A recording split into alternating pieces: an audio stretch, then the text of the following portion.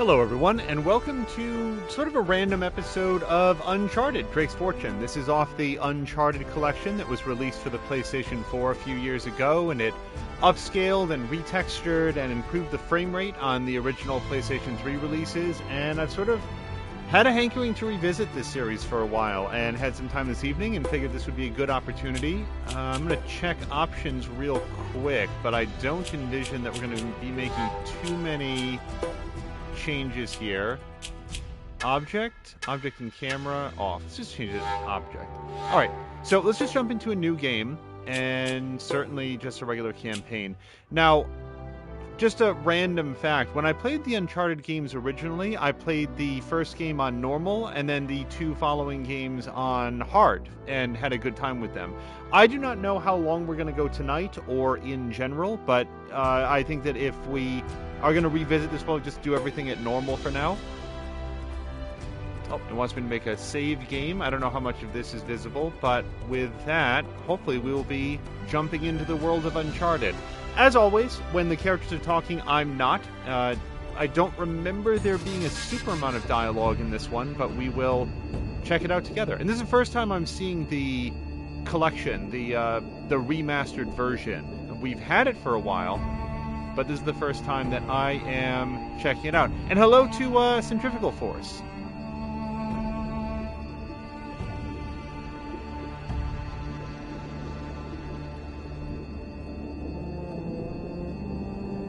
Watching a Salamander stream. Oh, hold on. I'm here off the coast of Panama, where we just recovered what we believe to be the coffin of legendary explorer Sir Francis Drake, who was buried at sea over 400 years ago. Are you sure you want to be defiling your ancestors' remains like that? You make it sound so dirty. Besides, thought you didn't believe me. Well, I did do my research, and apparently Francis Drake didn't have any children. Well, history can't be wrong, you know. For example, you can't defile an empty coffin. What the hell?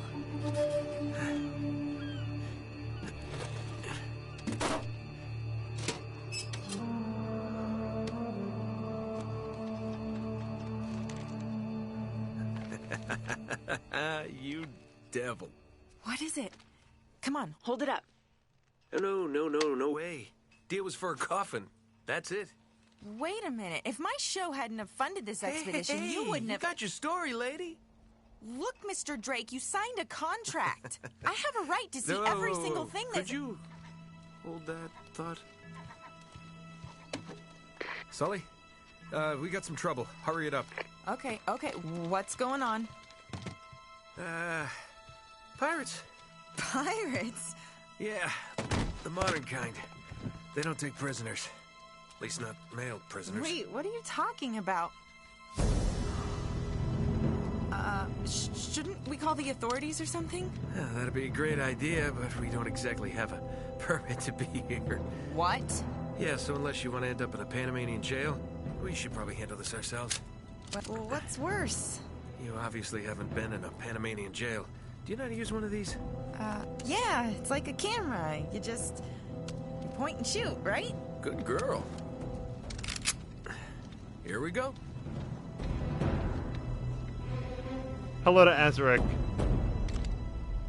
Okay. How the hell they find us out here? I do not remember how to take cover. I suddenly learned. What'd you do to piss them off? It's kind of a long story.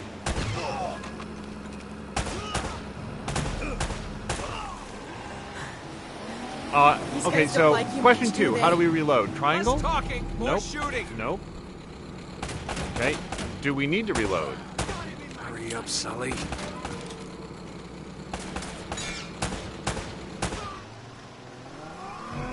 Azric, the night is going very, very well. Enjoyed your Outriders. Wait, I saw people jumping in the water. Okay. They're climbing aboard! No. Fast and Furious combo. No, Got it. Don't. No.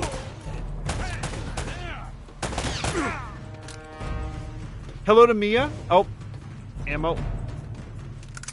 So earlier today, Azric did an Outriders, or played through the Outriders demo, and that was fun to get to watch.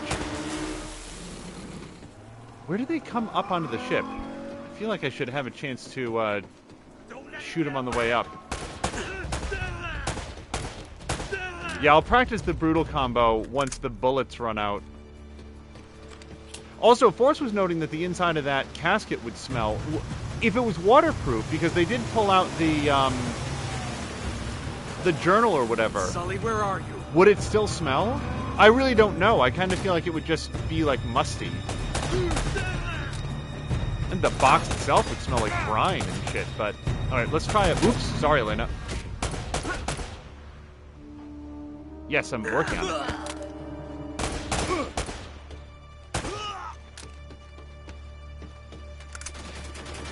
Oops.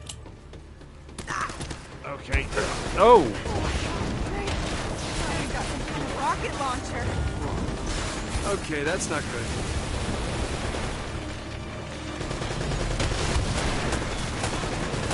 What's that? Woo! All right, Sully! Oh, I don't think I'm getting my security deposit back. Cavalry's here. Oh, thank God.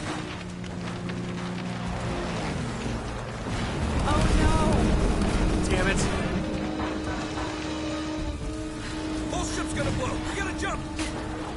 Oh, wait. Oh, it did not bring up a... What are you doing? Hold on. Okay. Come on! Go! All right.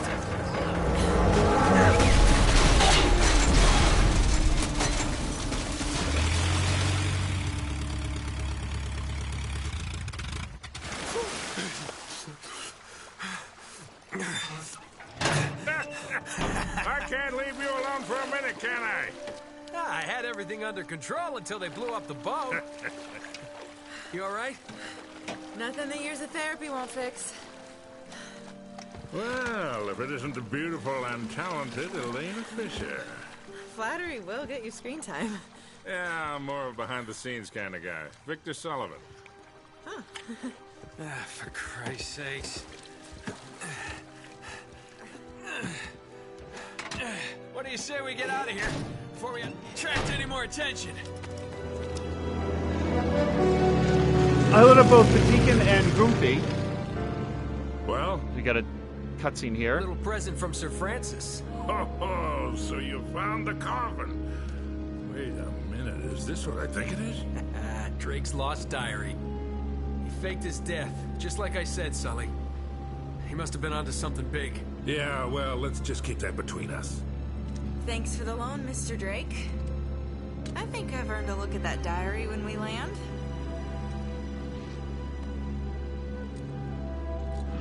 I remember being so impressed by that book the first time I saw it, the way that the writing rested on the pages and the when Drake pages sailed went. into the Pacific, he took the Spanish fleet completely by surprise. He captured their ships, he took all their maps, their letters, their journals, and he recorded everything in this diary. So this... But when he got back to England, Queen Elizabeth confiscated all of his charts and logbooks, including this one, and then swore his entire crew to silence. Yeah, so this... You see, Drake discovered something on that voyage, Sully. Something so secret and so valuable, they couldn't risk it getting out. All right, Nate, just pretend for a minute that I don't really care about any of that stuff and cut to the chase, would you? Man only interested in the climax. He must be a real hit with the ladies. Never had any complaints. Okay, then. I'll jump to the good part, just for you. Ho, ho, ho. Huh? El goddamn Dorado. He was onto something big, all right. Does it say anything else? Oh, so now you're interested, huh? Yeah. Well, unfortunately, no. Last page was torn out. I'm telling you, Sully. This is it. This is finally it. Yeah. Only... we got one little problem. Yes, that's what I said. It blew up. It sank.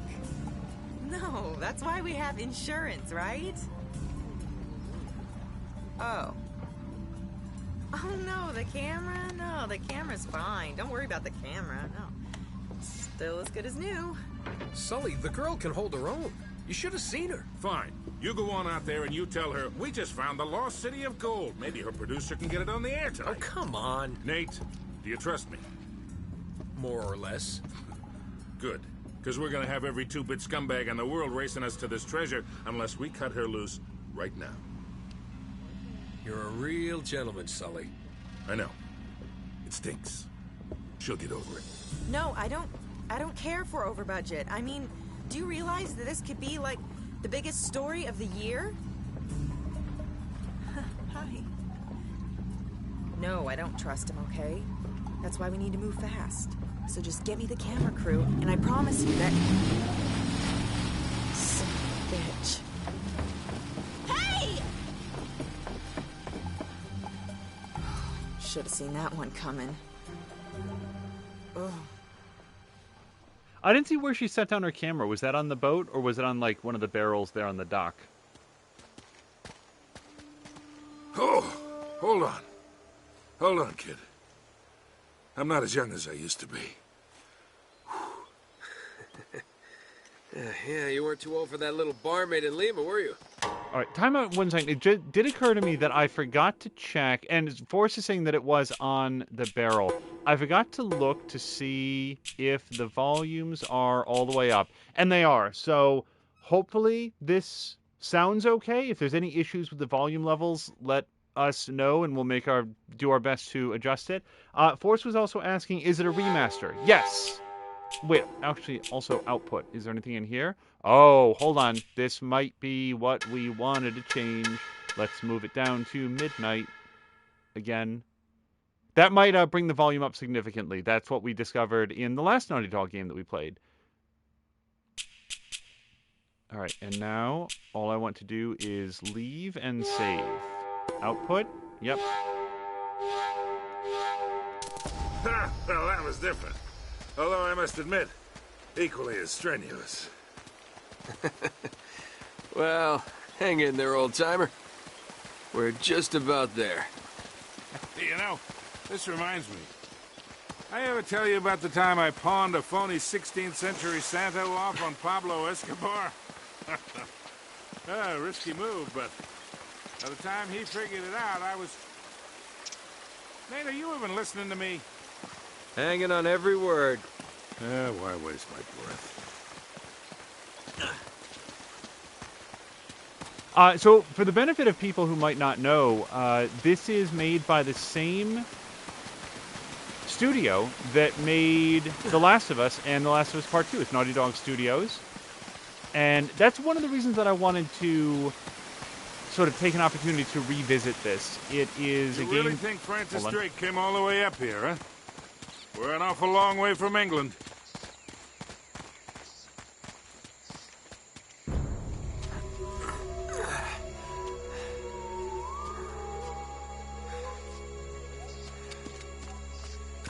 Well? I don't get it. According to this, we're right on top of the mark. Maybe you're not reading that thing right. Let me see it. No, this is the place. There's nothing here, Nate. Another goddamn dead end. Easy, Sully. Just relax. Let's take a look around.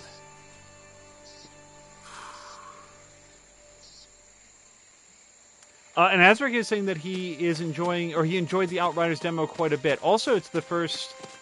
No, I don't want to say first. It's a third-person shooter that doesn't trigger any sort of motion sickness for him, which is real promising. This is like trying to find a bride in a brothel.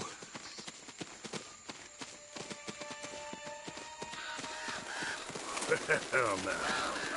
This is more like it.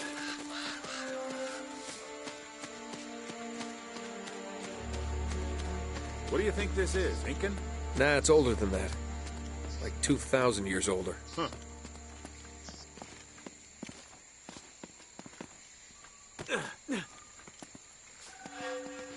So Goomby's asking, what do you all call anything? Nothing yet.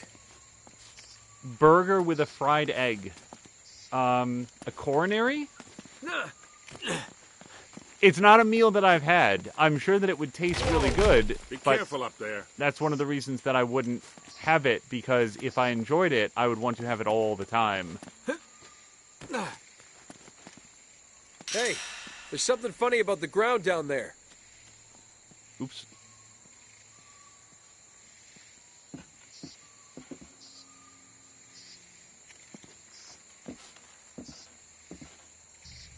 It's hollow. We gotta find a way to smash through this. Okay, well, maybe don't stand on it, because it could also be rotten. Whoa, Oh. whoa, whoa, whoa, whoa. Oh, hello to Markwack. Force says a burger with an egg has a specific name, but it's your basic greasy spoon food. Okay, so circle to drop down.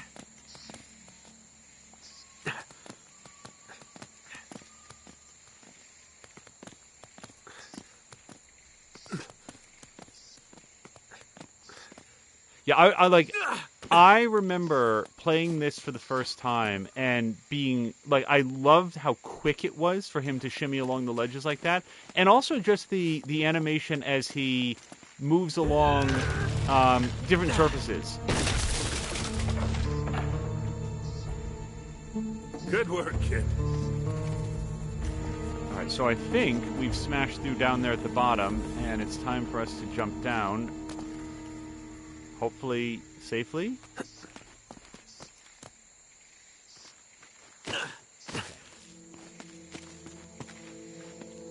Force is also saying that she tried to we're gonna need the flashlights for this one. describe what a greasy spoon is to her professors in France. I did not know that she'd previously studied in France. Whoa, whoa. And they looked at her like she was insane. Do they... Like, I've not spent any time in France at all. Do they not have just, like, super deep fat fried foods there? I've, you know, French cuisine seems really good. Lots of breads and cheeses from what little I've experienced, but I don't know if they do a lot of, like... What a warm and homey deep frying. place, huh? Well, not quite what you were expecting, huh? Yeah. Where's all the damn gold? Yeah, this place was picked clean centuries ago. No good limey pirate. No, it wasn't Drake.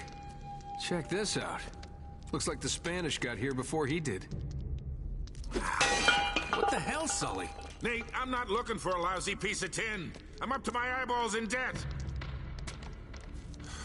I was really counting on this one. Too many big bar tabs in Lima, I guess. That and, well, just a few bad deals. Yeah, well, I always told you to stay away from the bad guys. And the bad girls. Yeah? Look who's talking. What's that supposed to mean? That reporter? I saw the way you were eyeing her. Elena? Please. I snuffed any chance with her the second we ditched her on that dock. All's fair in love and war, kid. And what if you can't tell the difference? Then, my friend, you are in big trouble. Those Spaniards sure left a lot of crap behind.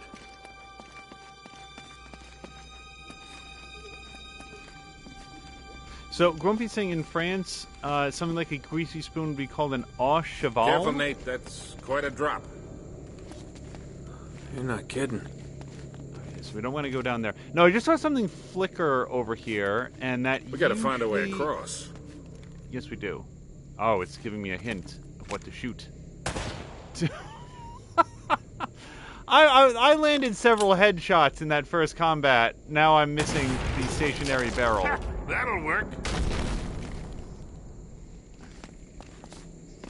I was about to say there was a glimmer over there. Glimmers usually represent sort of side treasures, optional collectibles that you can pick up. But, yeah, see it right there? Let's go get it.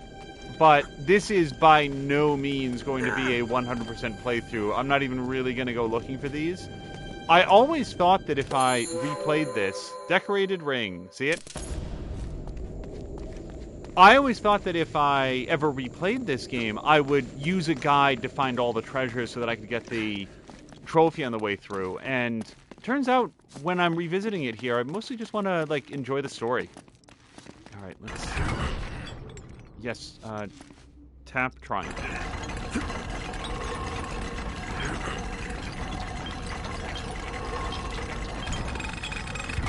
Here, let me do that.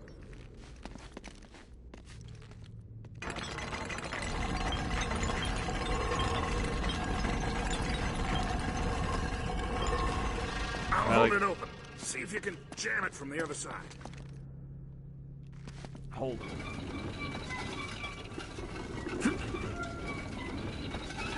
All right, let go. This ought to hold it. Hurry, That- Sully! Really doesn't look like it's gonna hold it. That was a little too close. Let's hope this place has a back door, huh?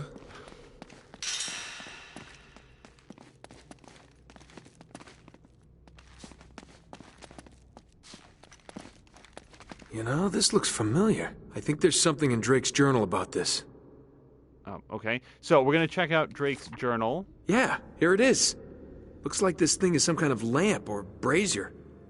See if you can light it. So, after all your bitching about the cigar, now it comes in handy, huh?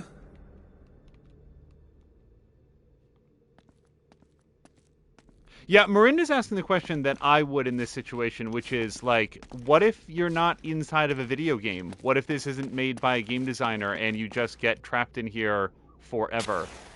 All right, so here comes Sully lighting the elaborate fire trap.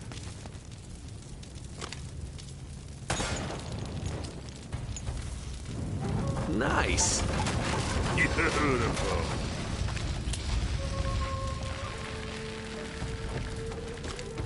Now what?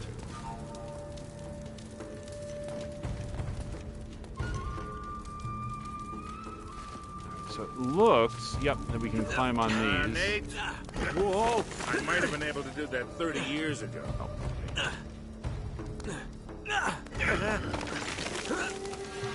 Yeah, hello to Miranda. I hope that you're having a nice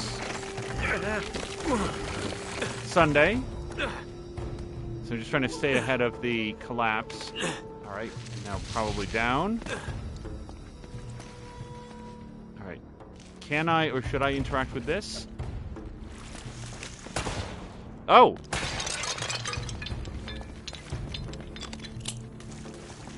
Now, we also did not bring an ammunition store, so I don't want to waste too many bullets. Wow. Alright, and here comes Sully. Fortunately, that explosion unblocked the stone ladder. Very, very fortunate.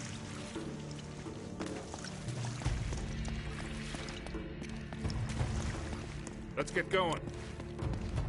So, in chat, one of the topics is that apparently in France, things like aspirin require a prescription. And that's another thing that I had no idea of.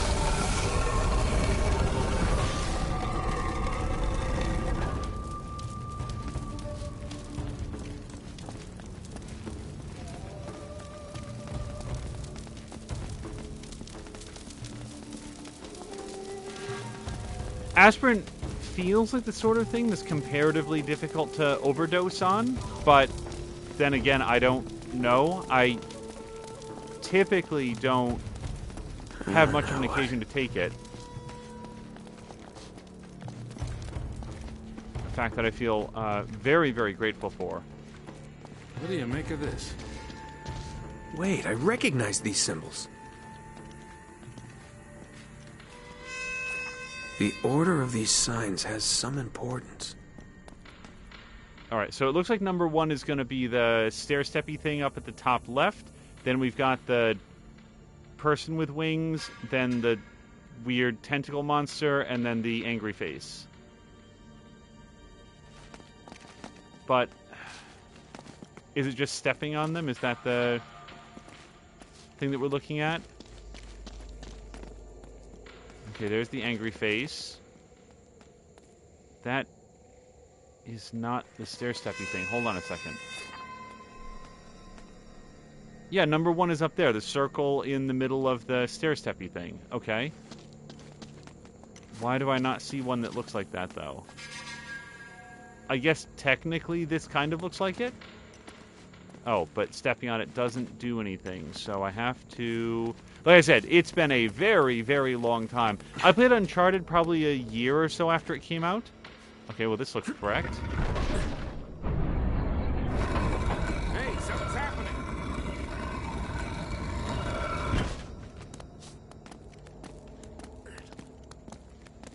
Hello to Ricardo. Ricardo, it looked like you were having some good games in Fortnite. So, am I supposed to push this now or wait until it comes up? What one does this look? That's a tentacle monster? Well, tentacle monster is third, I think. We want man with wings. Whoops. Oh, I didn't unlock any shortcuts yet, so we got to go back and do the whole thing again. So one thing that I found interesting, this is sort of a streaming question in general. The other day, Geek Pantheon and I think it was Sorry BTR were playing It Takes Two. And that was a lot of fun to watch. But one of the things that I noticed is that when we had both of their streams up, Sorry's looked like it had a very different color temperature. It was much more vibrant. Okay, here's Man with Wings. And when we watch Ricardo's stream is also very vibrantly colored compared to others. And I don't know if that's set at the video card level or if that is... I don't know where that difference in vibrancy comes from. All right, so we've got one more. Like, I always sort of thought that would just be up to like the monitor that you're watching on, but it seems like different people have settings on their systems that's causing it to come out differently. Okay, so here's Angry Face. That should be 4 of 4.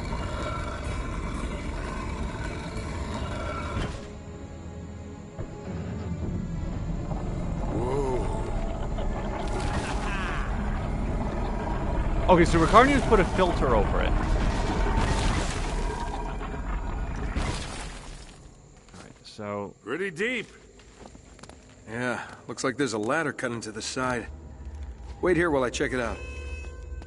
All right, just be careful.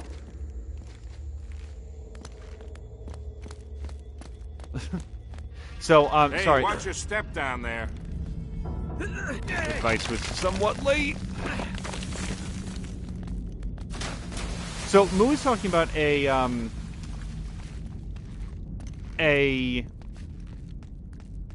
medication that helps her that, like Mia, I think it was Mia who asked, I also have not heard of before, but it is very, very helpful for her as sort of, if I'm getting the language correctly, an anti-spasmodic, which is good for assisting with a number of different situations. Ah, the skull chains. Okay, getting somewhere.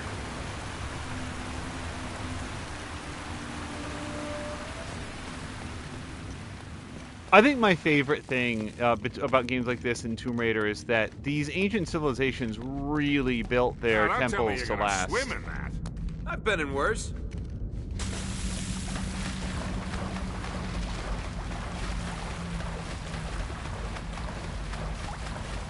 Oh, he is not a swift swimmer, it turns out. So Grumpy's saying that I'm really wet. in France it's very important to have a good relationship with your pharmacist, and that they have a lot of power. I would, that's been my experience in the United States as well. I used to work with some pharmacists, and they are very, very highly trained for what it is that they're doing. And they need to re-up their certifications on a fairly frequent basis. And one thing that I learned from working with pharmacists, they have a wide breadth of experience and knowledge. Oh, and hello to Sam I made it! I'm on the other side! Whoa! Okay. Let me just get up here. Now, there's some explodey barrels. I don't want to be standing next to them when we explodey them.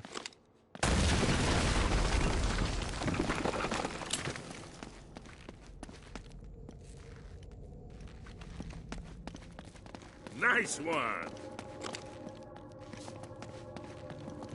Now, I am marginally curious. Like, what if I just fired all my bullets into the wall, and then I had to do that explodey I've got this bit? one. How would it... Oh, define this one, Sully, because I'll do whichever one you don't.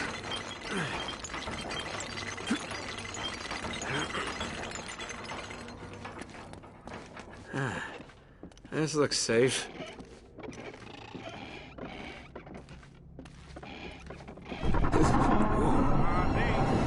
Get out of there. Now. Oh, we're Crash Bandicooting. Oh, boy. There we go. Death number 1. Yeah, if we feel like doing a death counter for this, Mia, you could, or Patikin, I guess, could. Actually, Patikin said he was leaving a lurk. We could do a reset death and then get us to part 1.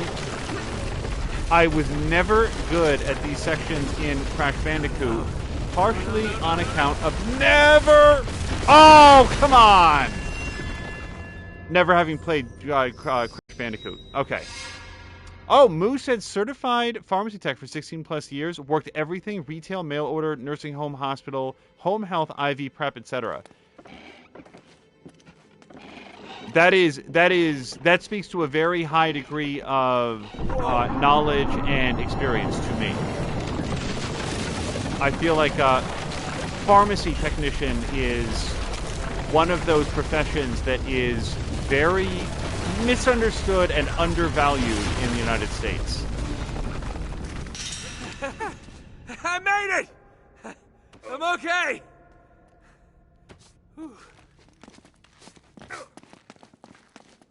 Now it looks like we're getting somewhere. After that, we better be.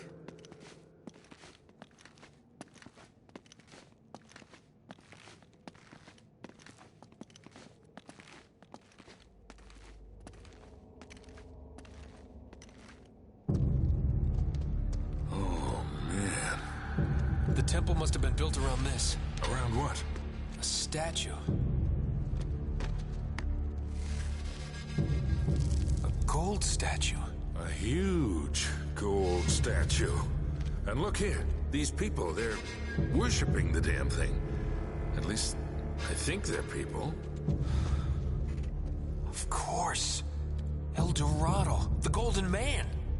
Sully, it wasn't a city of gold. It was this. It was a golden idol. Man, can you imagine what that thing would be worth now? Look over here. Tracks. I bet the Spanish dragged it out on cut logs. We're 400 years late for this party. So the trail's cold. Yeah, it looks that way. Son of a bitch. Unless Unless what? we follow the tracks.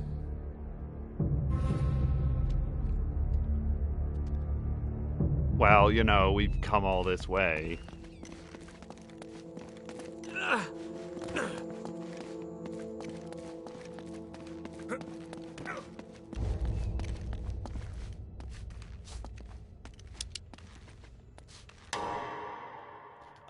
Sam Linder says, I only want people who fill my drugs to want to be the people filling my drugs. One of the things that I learned just very quickly before we continue of pharmacists is that, I think it was Groomfee just said, in France, the pharmacist has a lot more sort of authority over what they are willing to fill and so forth. But I have observed that in the United States as well, that if somebody comes in with a prescription that seems not to match the needs of the patient, that the pharmacist will contact the doctor to be sure. And the pharmacist can be overridden, but that's the they do try to backstop and make very certain that there's no drug interactions and stuff like that. Yeah, it looks like the back wall of the temple was blown out. Yeah. Spaniards must have made themselves a shortcut to get the treasure out. Swell. Now what? I'm gonna take the high road for some reason. Oh, for this reason. Silver turtle. We got it. Got to pay for that airplane fuel somehow.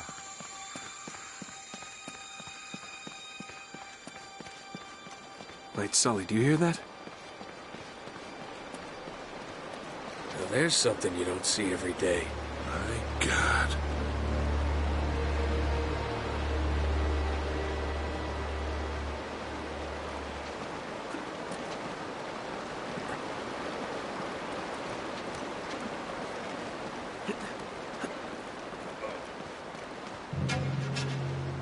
I'll be damned. Must have come up the river during flood season and gotten stuck. Let's check it out, huh? Yeah, wait. Something about this feels kind of hinky. Hinky. You act like you've never seen a German U-boat in the middle of the jungle before. I'm being serious, Nate. I tell you what, why don't you stay here? I'll check it out myself. I'll call you if I run into any Nazis. Yeah, right. You do that. Oh, wait. Hold on to this for me, will you? Okay. Looks like I'm gonna have to do this the hard way.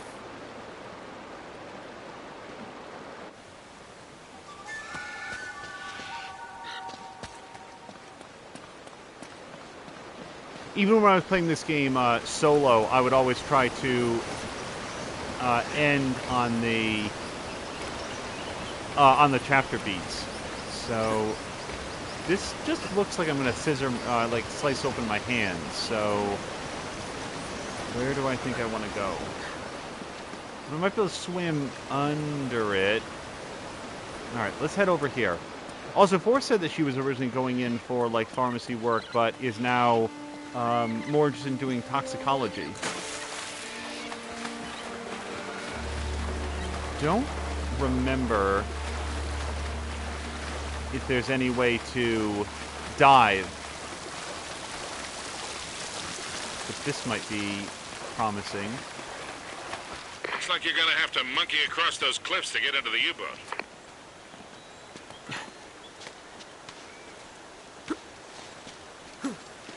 Yeah, another thing is that there were things in this game that, as far as I remember, like movement options like that had never been in. So the closest point of comparison for this was the Tomb Raider games. And I had been a fan of the Tomb Raider Legacy and then Tomb Raider Anniversary. And those games were very good, but they didn't have nearly this degree of sort of like rapidity in the movement and the transition from one sort of like position to the next. This was very fast and very fluid compared to what I had played in those games. And again, I said that as a fan of those games. Never played Underworld, which was the third game in that particular Tomb Raider trilogy.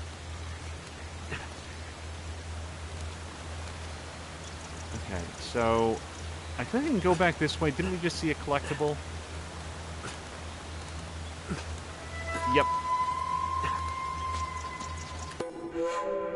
Alright, got this thing. Sam Linder was saying that he misses school, at least sort of the free portion.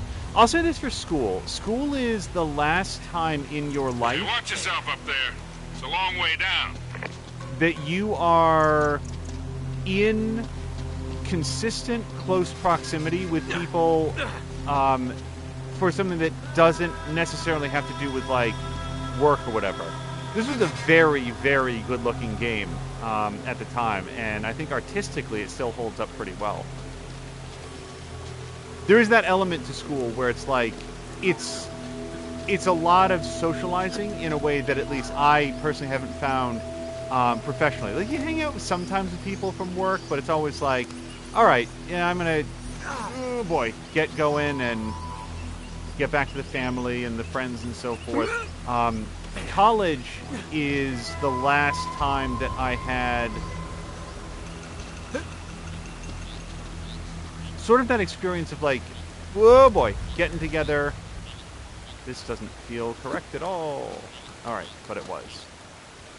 Nate, you should be able to drop right down into the U-boat from there.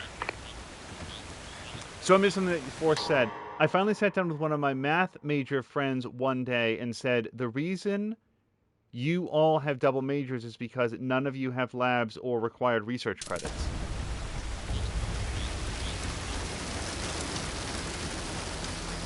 Now, this, by the way, Forrest... Oh, that's funny. I would imagine would smell really awful. Just slide down here. All right, and now we have no way back up. I'm in. What do you see? Something nasty happened to these guys. There's blood everywhere. And soup. What?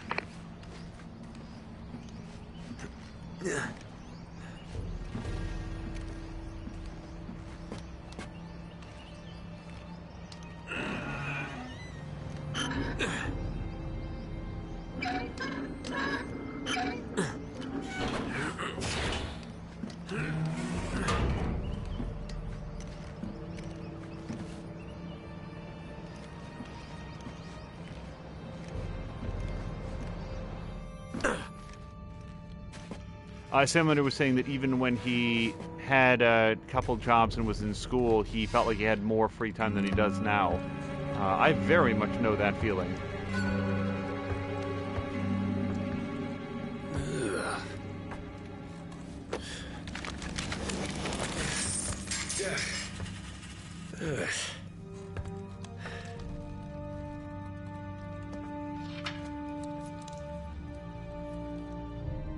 Huh. Now, where'd you get this, my decomposing friend?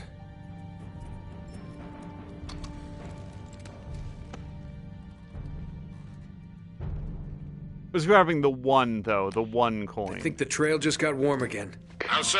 Well, I just met a guy with pockets full of Spanish gold. Only the coins are stamped with a mint mark I've never seen before. You're kidding me. Looks like our German friends had a little secret.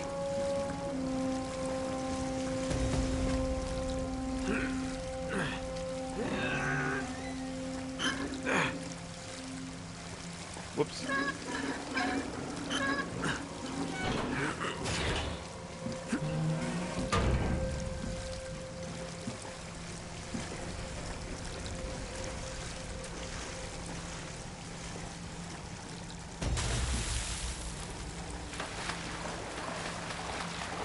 So right about here is as far as I would go into this thing.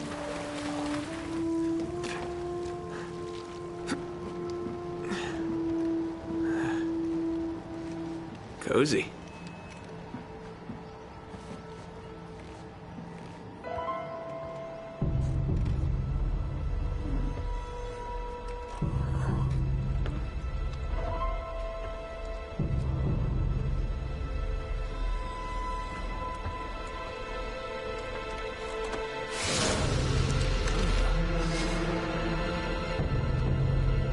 I'm in the captain's quarters.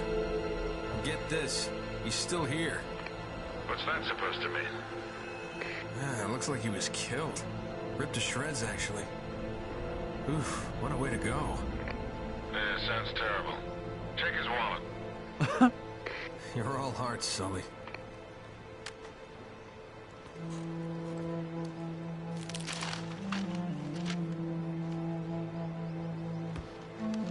No way. You've got to be kidding. Find anything, kid? UK 2642. UK 2642. Gotcha. Are you all right? Sully, you're not gonna believe this. Try me. I think I found our missing page. You're kidding. Looks like Drake and our German pals were after the same treasure. And I've got the map that's gonna lead us right to it. Nate, this better not be another wild goose chase. We've got to get something out of this trip or... Or what? Sully? You there? Sullivan?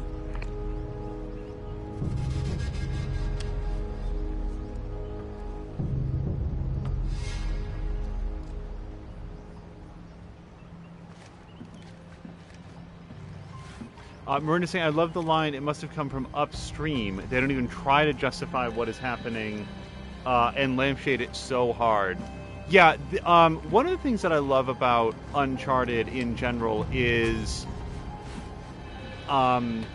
just its commitment to being Indiana Jones, to being the Mummy, to just being like, whoa, don't...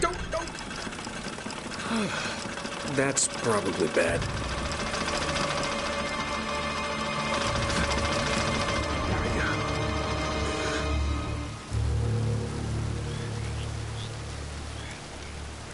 So just being a big bombastic adventure, and anytime they need to justify something, somebody... Oh, shit.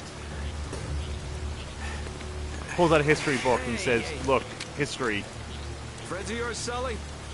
I'm Gabriel Roman. Yeah, I know who you are, asshole. Manners, young man. This is just business. Get over there. Easy. Put your hands up. Hey, they're up. See, your friend owes me money, Mr. Drake. A lot of money. So when he told me that you two were onto something big, the find of a lifetime, he said, well, I was intrigued. But he's made grand promises before, haven't you, Victor? And here we are again. Another fool's errand. Jeez, does he always go on like this? Take it easy, Navarro. So, I'm afraid the time is up. Unless, of course, you found something in there, Mr. Drake, that might compensate for all this unpleasantness. He's screwing with you, Nate. They heard everything. Just give him the map. Slowly. What does a Kriegsmarine map have to do with El Dorado? What, you think this is a coincidence? The Germans were after the same treasure. That map has something to do with it. So, we square? For now. But just in case you need a reminder... Hey, come on, leave him out of it. Yeah, don't you guys usually just cut off a finger or something? That's far too vulgar. No, I think this will hurt him a bit more. Now, whoa. Come on, Roman. He's got nothing to do with that. Sully! Sully! You son of a bitch!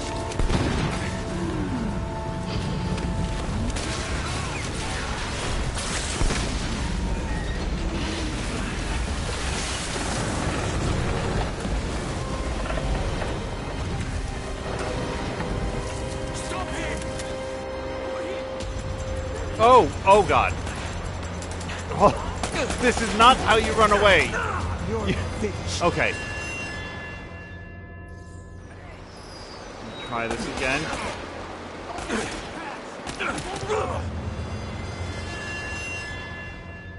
So, Mia asked an interesting question, and since I seem to be dying in rapid succession, Mia said, I have not heard the term lampshade used that way. Does it mean something like gloss over it? And Miranda's answering, it's the name of a trope.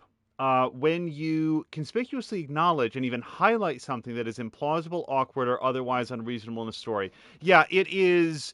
It's effectively. It's used when the writers are acknowledging that there is a plot hole, that they are aware of it, and it's not a lack of consideration, but they are choosing not to acknowledge it, and that will heighten the audience's suspension of disbelief because the characters in the piece are aware that this doesn't make sense, and then they realize, okay, this wasn't an oversight, it's just information that I don't have yet. And sometimes it's something that doesn't make any sense at all based on the facts that you have, such as why is there a German U-boat that's apparently up at the top of a mountain, and Drake is just like, oh, they must have come up here when the rivers were flooded. How flooded does it have to be? I am just like, what does he think happens during the rainy season here? The whole island gets submerged. Anyway, try to at least once. So I really feel like I'm trying to get around that corner, and maybe I'm supposed to be trying to shoot those guys. Oh, this time we did it.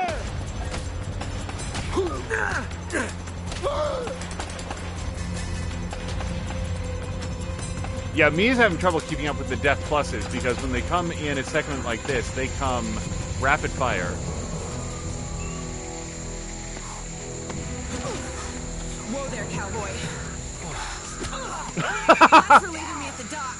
What the hell are you doing here? Listen, I'm a good enough reporter to follow a couple of no-luck tomb robbers. It went this way. I'll radio ahead. Well, you're down to one tomb robber now. Sully's dead. What? Yeah. And we're next if we don't get out of here. Oh, God, I'm sorry. Please tell me you have a gun. Of course. Oh, thanks. All right, come on.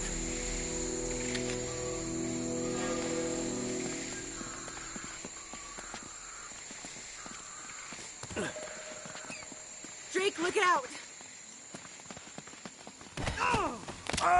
Okay. Whoa! He's over there. Sights. Okay, that's not the right way to take cover. Oh, she has a second gun. That's handy.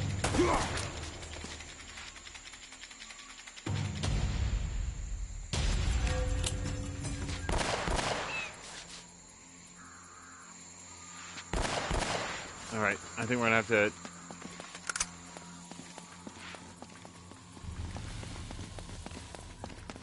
You always seem to be getting shot at. They're shooting at you too, you know. Oh, God. I took the bullet and the punch. Force is asking, how did she get back? So she has... Well, actually, that's a good question. But she is still chasing her story. He's over there!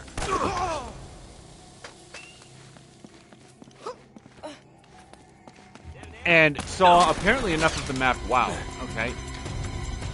That she knew where they were going. In terms of how she got here, we'll probably find out when we get to wherever she is.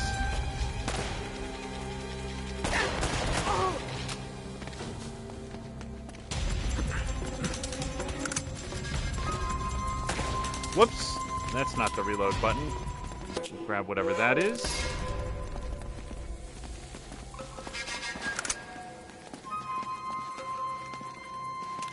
So, Mia's saying that she lampshaded back. Well, it would be lampshading if Nathan Drake asked her, "Wait, Elena, how did you even get here?" And she just says, "Oh, it's a long story." And then like the story just never gets told. That's lampshading. Oh, son of a bitch. I keep pressing the okay, Mia's joking. I keep pressing the shoot button and not the reload button. Stay close. Is there a... How do you switch, sides? This is over. Okay, apparently you can't. He's a...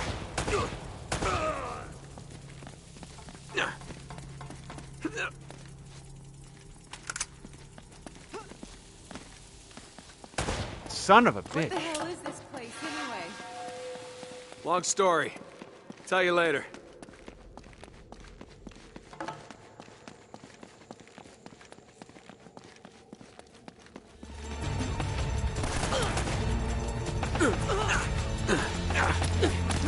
Okay, that's a lot of punches.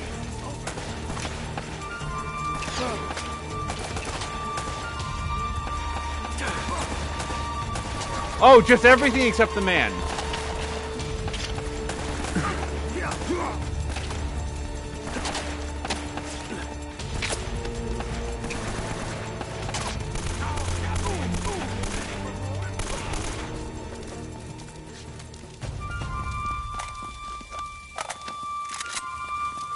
Here we go.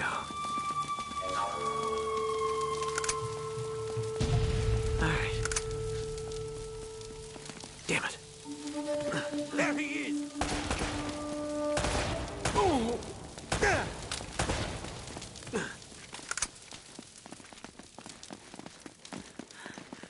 Never a dull moment, huh? Just keep your head down.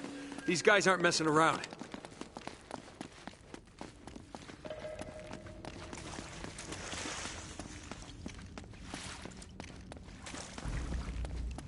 Whoops.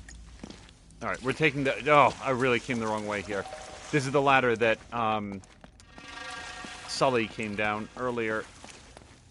Okay.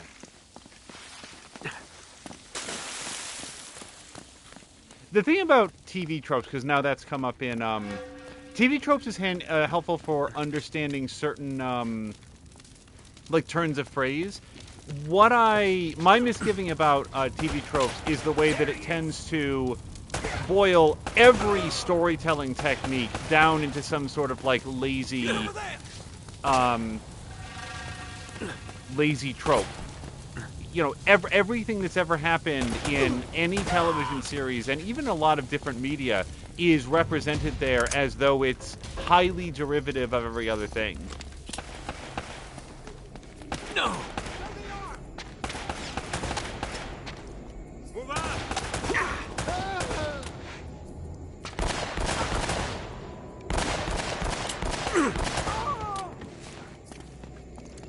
Oh, that's not... Okay. Back this way!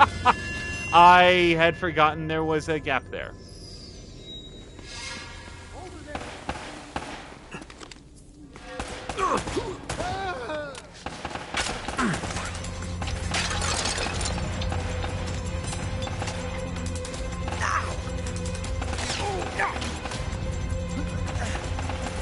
So I'm sorry, I missed who made the comment. It was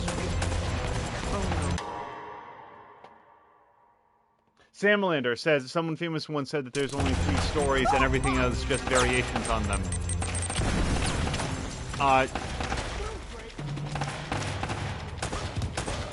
To which I respond, there's only one language. It's just which words you're using when expressing it. Like you can reduce anything down to a point where it's a completely useless concept.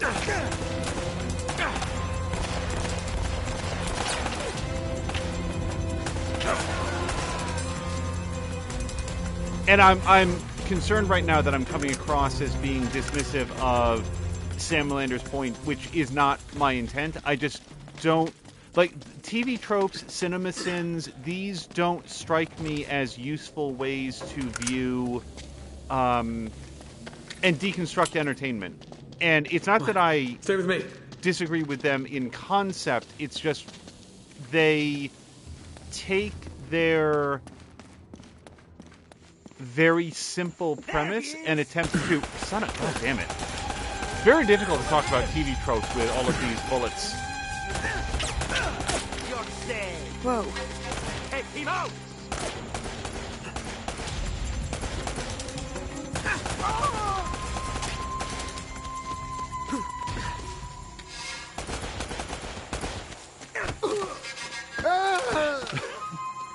I know what I was doing there, but what was Elena's plan? Yeah, this way.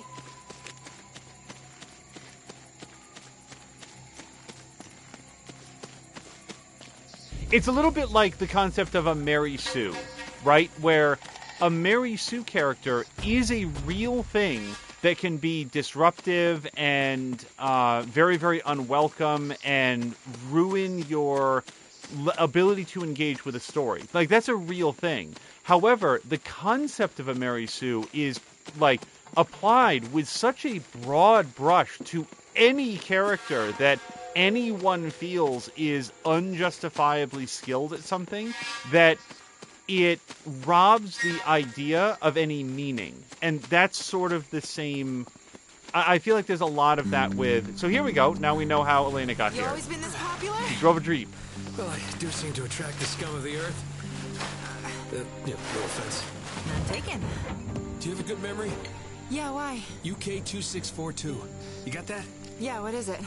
It's Kriegsmarine coordinates. I think I know where the Spanish took El Dorado. El Dorado? The problem is, some of the bastards killed Sully. Damn it. If the Spanish found the treasure, they had to move it there, to that island.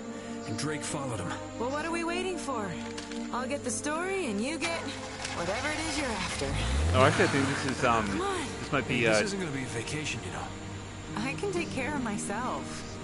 Besides, you owe me one. I suppose I do. Drake's Jeep, now that I think about it.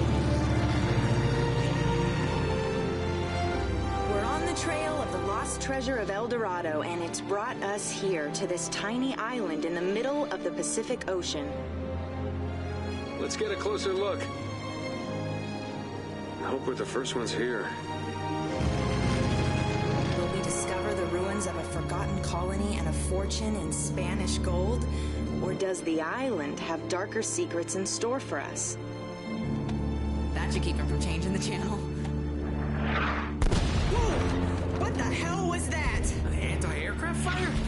This is so not cool! Oh, crap! We're on fire! Enough with the damn camera! We gotta bail out! Bail out? Does this thing even have parachutes? Now would be a good time to look! Yes, Mia is voting to press F. This is the appropriate time to do that. Still work. We'll find out in a second. Have you ever done this before? Of course! You just jump, count to 5, and pull the cord. Now go!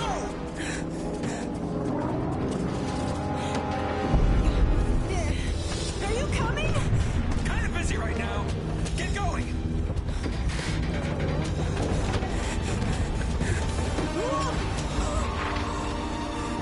See you on the ground?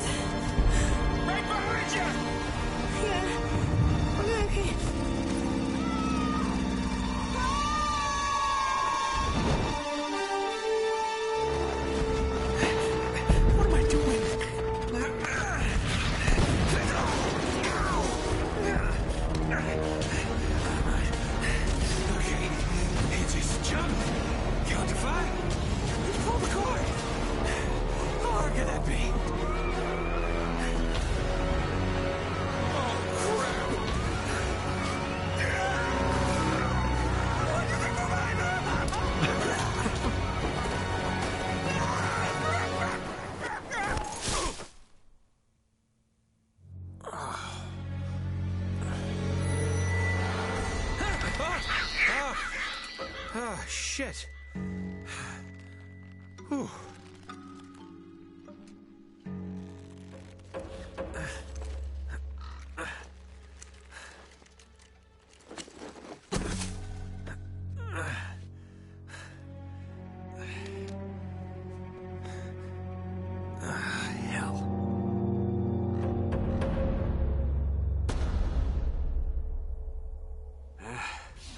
Strangers trying to kill me, leave my map on a burning plane.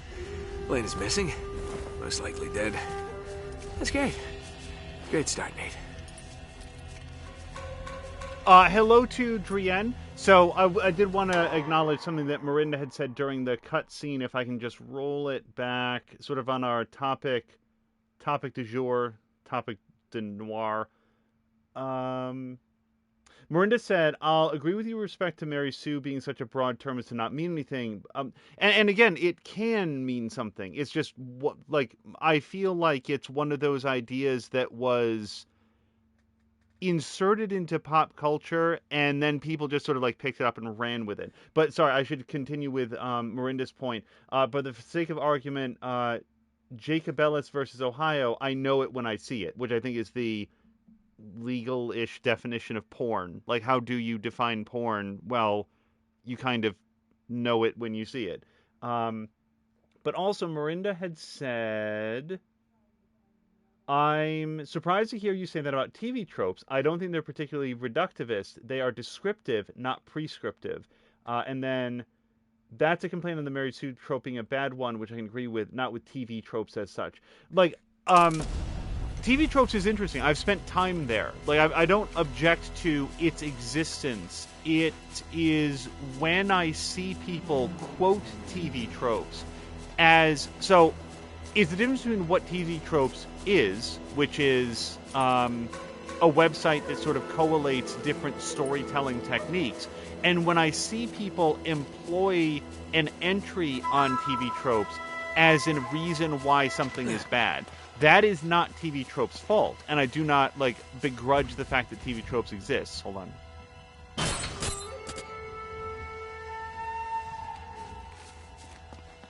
on.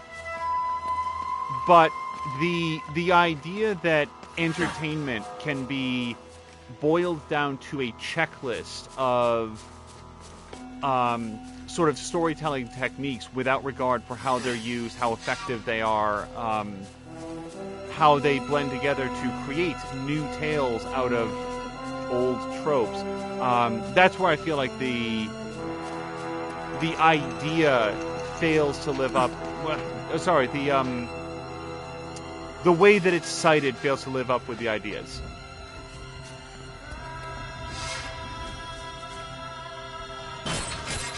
Yeah, that is definitely still a lock. Should I shoot it? Is that what I'm learning? Yes, okay.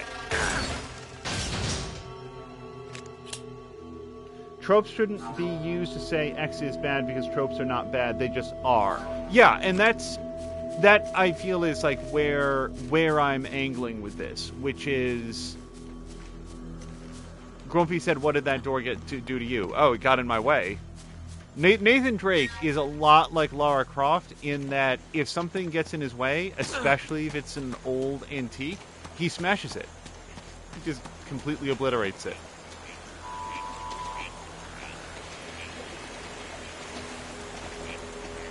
Me saying that her favorite trope is referring... Oh, and I didn't get a chance to circle back to Mia when she was shouting press F. That was a reference to... Mia was making a reference to her own Grand Theft Auto streams when she had a habit of ejecting her characters from high altitudes at high speeds. Alright, I can see where I want to go. I'm just trying to work my way up to how I get there. And it looks like maybe it's here? Really? Okay.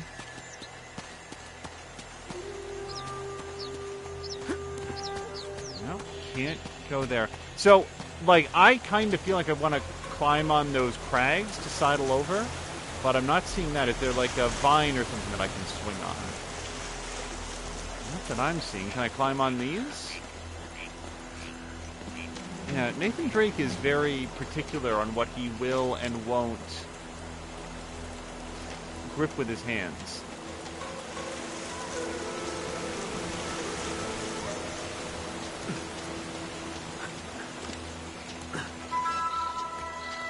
like here's an example. So this weekend, it was extremely simple, you guys. It was just climb up the thing.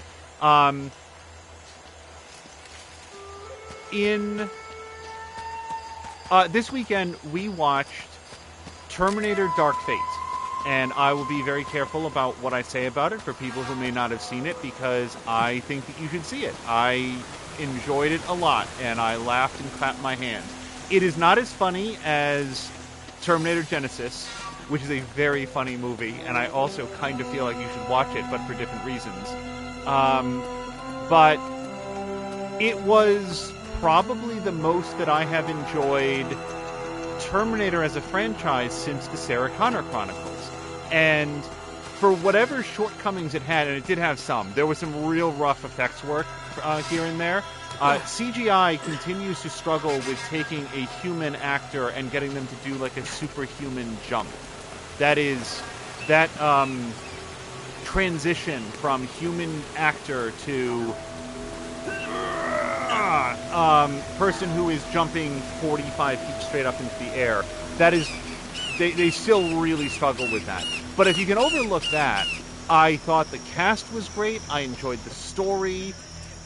Here they come. Crap.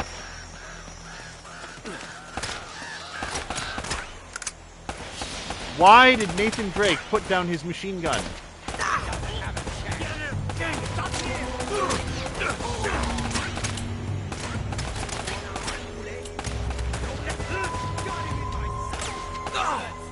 Also, why can these people in t-shirts take so many shots to the heart?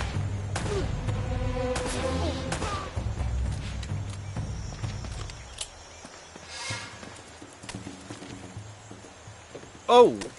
Moo's apparently never heard anybody say, use the phrase sidle over.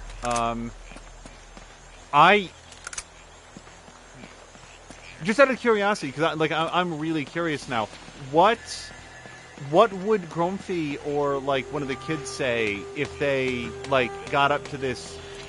Oh, I can't do it now. Like, what would they call this when you're doing that? Is that shimmy? Do they say they shimmy over? Shoot to kill!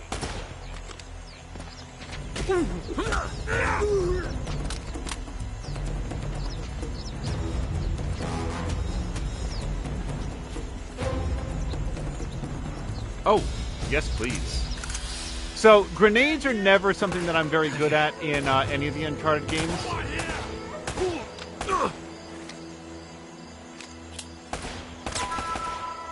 Although, this looks like a good opportunity to get good with it.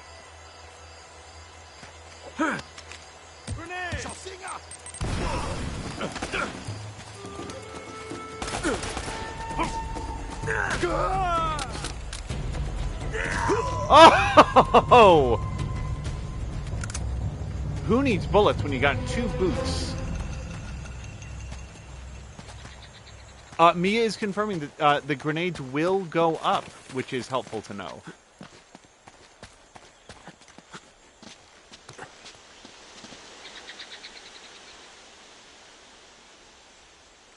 But, oh, sorry, I didn't make any of my points. I am 100% sure that if you went to TV Tropes, that you would see a whole listing of different tropes that appear in Terminator Dark Fate. And also, if you went to the TV Tropes page for what on earth, this is a serious question, because we were talking about it here. What is the name of the Terminator movie starring Christian Bale? Because we saw that in the theater, and I have absolutely no memory of what it was called. Oh, man. I missed my chance to get 2 of these guys. What I want is that guy to come back over here, and then I'll throw a grenade and get them both. Salvation! Oh my god, Mia. If I'd sat here for 40... What am I saying? If. We were trying, for the best of our ability, to remember what the hell that movie was called. Because, honest to God...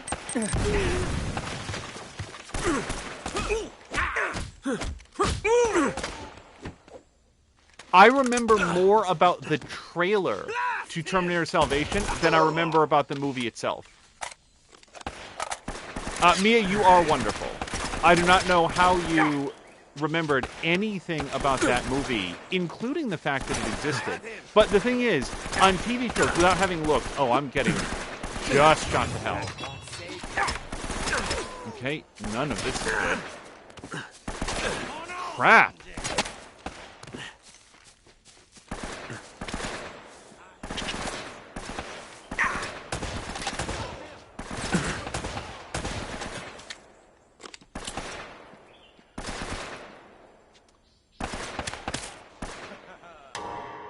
Wait, what on earth? Sorry, the check came up and it was nonsense. Centrifugal Force says, I know I'm not a big soda person, but my sinitis is making me want to treat myself. So, Forrest, just so you know, that came up on screen as just a pile of emotes. And it didn't make any sense. So, I'm glad that we have that chat window over there as a backup.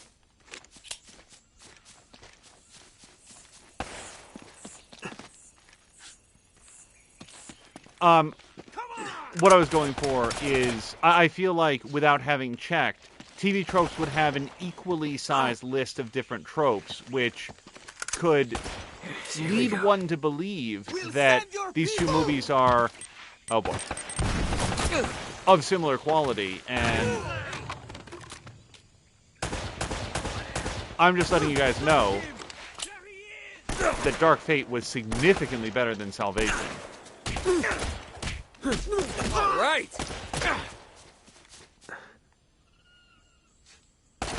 Oh, great. Oh, great. I'm going to get you.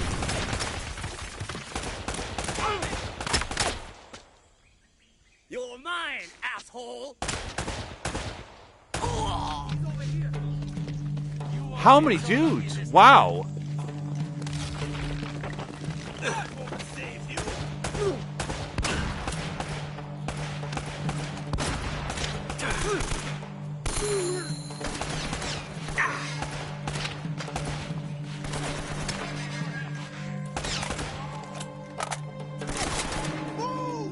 Oh, I'm out of grenades. Okay, that's good.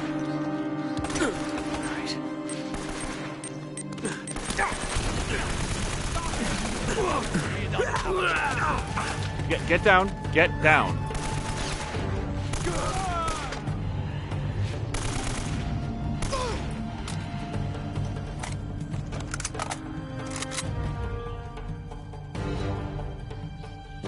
There's at least one more person here. I can hear them.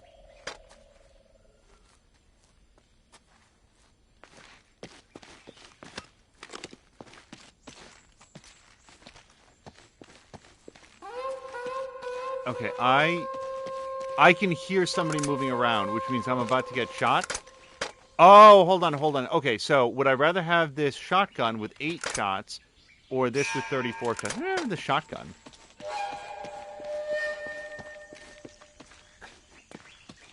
So, yeah, unfortunately, the things that I really enjoyed about Dark Fate are not things that I feel I can really talk about because they would spoil parts of the movie. Let me say this.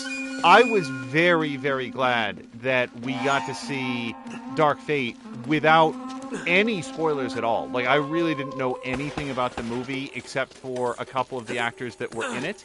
And even that, like, really did not communicate the story of it in any way, and I really enjoyed it. And that's important, because another thing about, like, oh yeah, Terminator Genisys, I'm just letting you guys know, if you've ever watched a trailer for Genisys, it probably gave away a really significant plot point, and that's very irritating.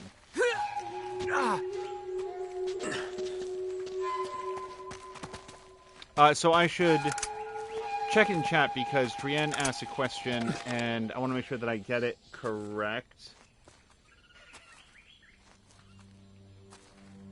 Drienne says, how do tropes denote interest? To me, it's most often lazy writing. Force says, in my opinion, tropes aren't bad, but tropes can be used the same way every time, which is daunting in my opinion. Miranda says, like, judging something based on its Wikipedia article length. And then Forrest is saying, my literature professor said tropes are fine, but your work needs to stand on its own for them to work. And Drienne says, my thought on tropes, if you enjoy the formula that appears over and over again, then a trope is fine. However, in my opinion, the basic case scenario for a trope is that it's predictable and boring, and the worst case is that it's harmful and perpetuates bad things. Well, like, to that way of thinking, that's where something like TV tropes comes in and says, well, like, everything is a trope, which I don't agree with. Like, I guess my thought process is most simply summed up as similarity between one thing to another thing doesn't make it derivative, it just makes it similar. That had to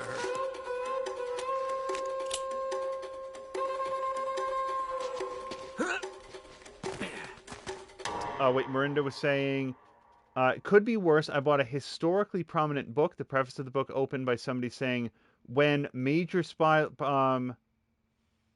the preface of the book, like, it was...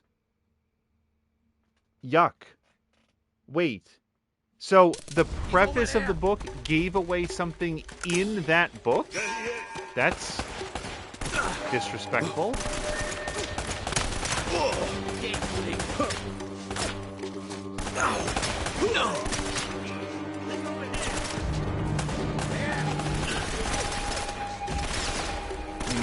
My shotgun is not feeling particularly useful right now. I did enjoy that every time I shot that man, he dabbed.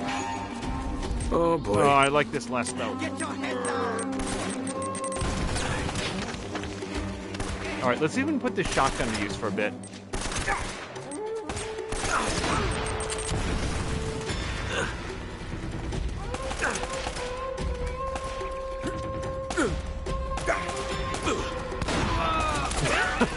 I very much like that the shotgun is also a gravity gun.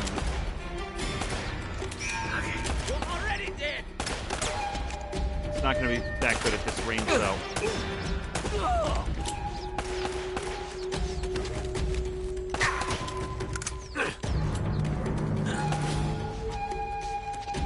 Okay, just behind this surface if we could.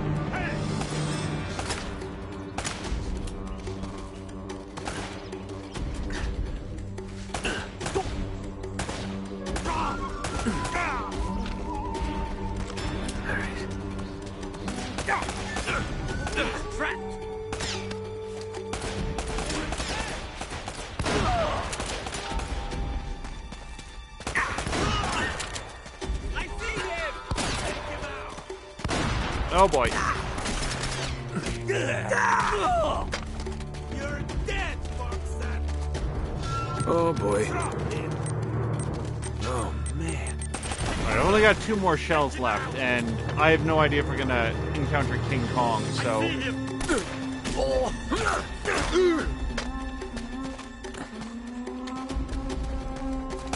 Whoa!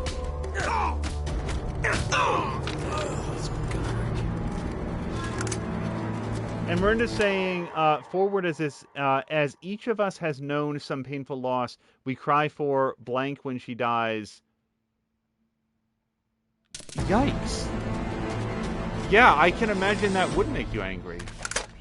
So I'm almost out of shotgun shells, so we're going to switch back to AK-47.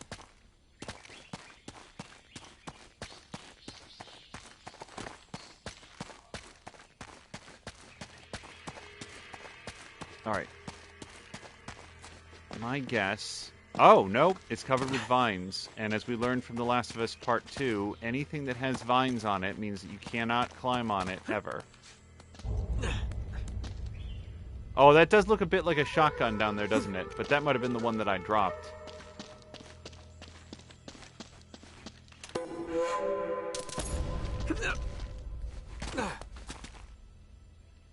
Is this...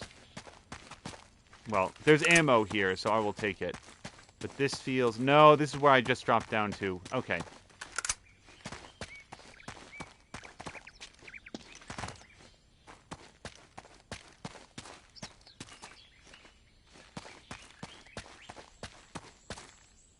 Yeah, that's the issue with something that I think that people should see, that I'm like, hey, you guys should watch this. It's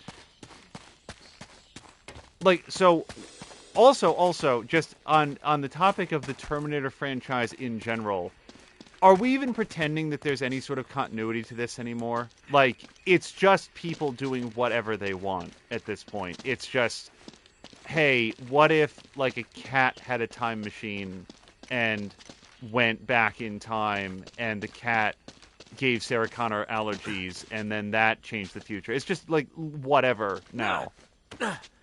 Oh, really? I did not think I was going to be able to climb on that.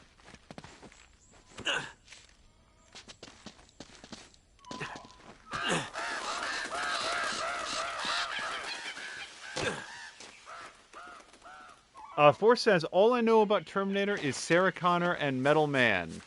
Yep, that is an accurate depiction of the Terminator lore at this point. Wait, and apparently your clothes don't survive. Okay, for a second I thought that when Force said your clothes don't survive the jump, I thought that I missed a scene where Nathan Drake was suddenly naked for a frame or something. He's over here! Oh, really? I see him! Knock him down! Stop him! I've got you!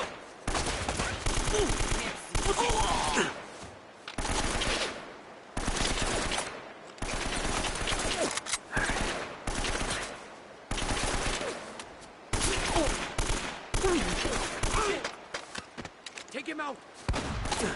Okay. Shoot!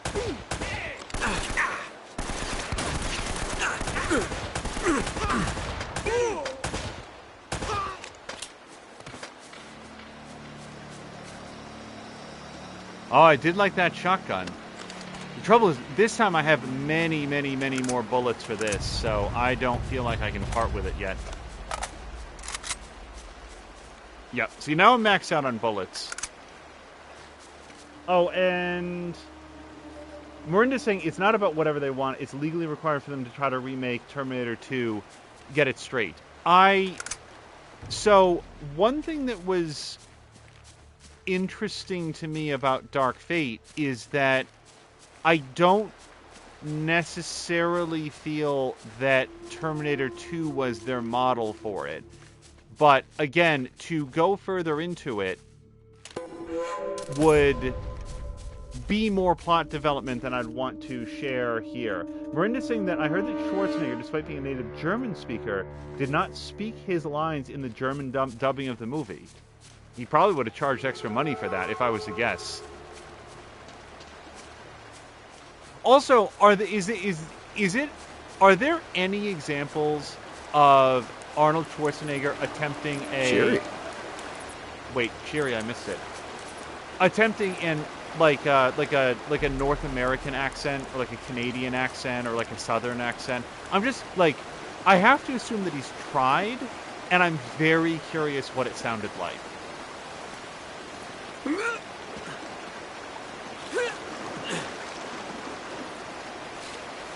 Sandler says they've dubbed him over in movies before. Yeah, I want to hear him do it. So again, just like Force, every third thing that you wrote there appears on this chat on screen as a Drienne Levaud love thing. And now let me look over, and there's none of that. You didn't do any of those. Best writing gig in the world, writing Arnold's political speeches.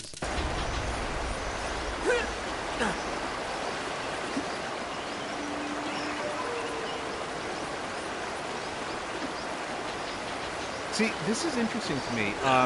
Miranda's saying, apparently, his accent sounds too bumpkinish in German due to the region he grew up in.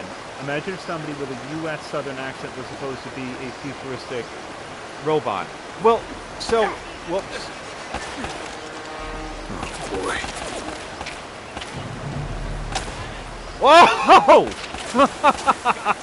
Do I get to do that again?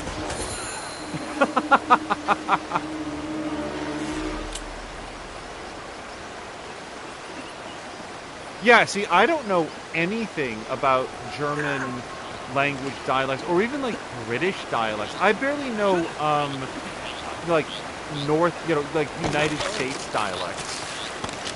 Okay, that wasn't quick enough.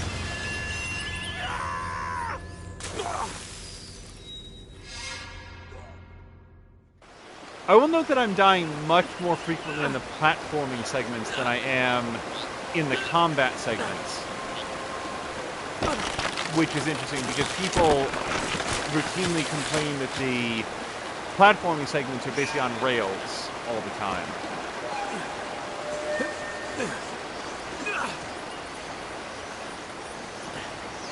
Alright, so I know that I want to go there, but the camera says no, go this way.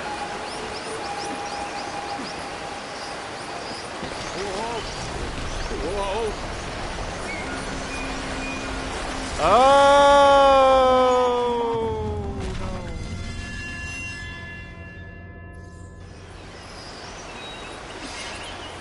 no! Four says none of the original ABBA speaks English. They all learn to say things syllable by syllable. There's I've heard that what is it? Some maybe it was Rush Hour. Son of a bitch. I think it was Rush Hour that Jackie Chan was basically just delivering all of his lines phonetically. I could be mistaken about that. Alright, let me try to...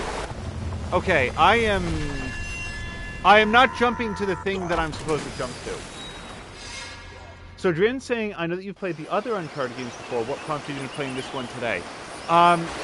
So there's a couple of reasons for that. First of all, after finishing the last of... I'm going to wait a little bit longer and see if I can ride this rock down, and then... There we go. After finishing The Last of Us Part 2, I was sort of interested in revisiting some of Naughty Dog's other properties. Works for me. And hello to Ruination Ronan, who says that he expects this from the platforming.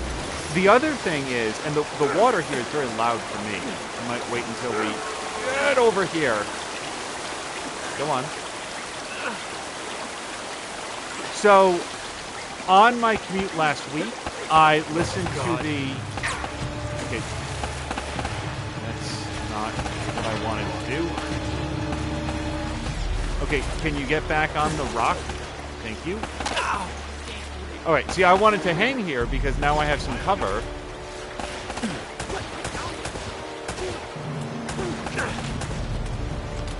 Let's reload this.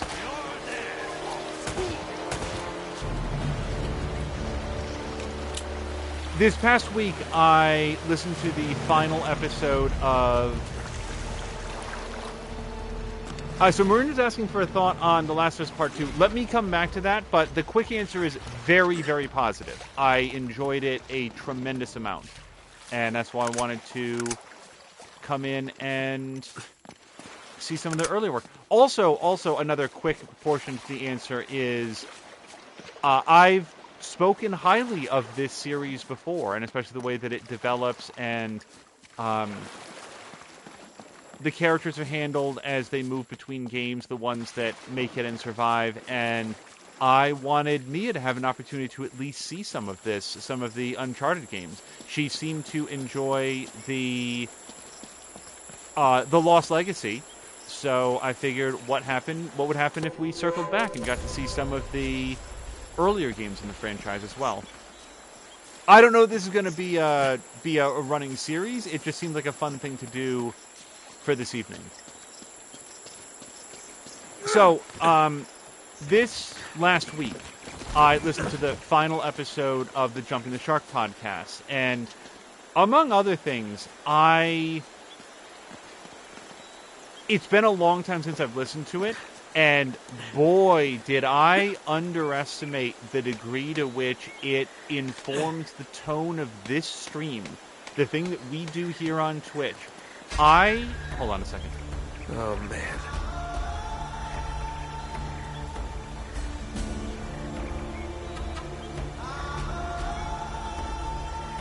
Oh, there's our plane.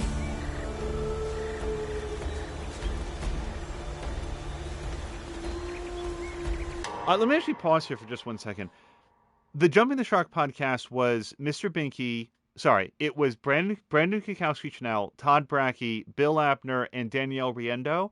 And then after Bill and Danielle eventually left the show to pursue other projects, Holly Green came on. And so that was the crew. It was Brandon, Todd, and Holly Green that finished out the remaining days of Jumping the Shark, which ran for like 6 years. I think they ended a bit short of 7 years with episode 255, and it was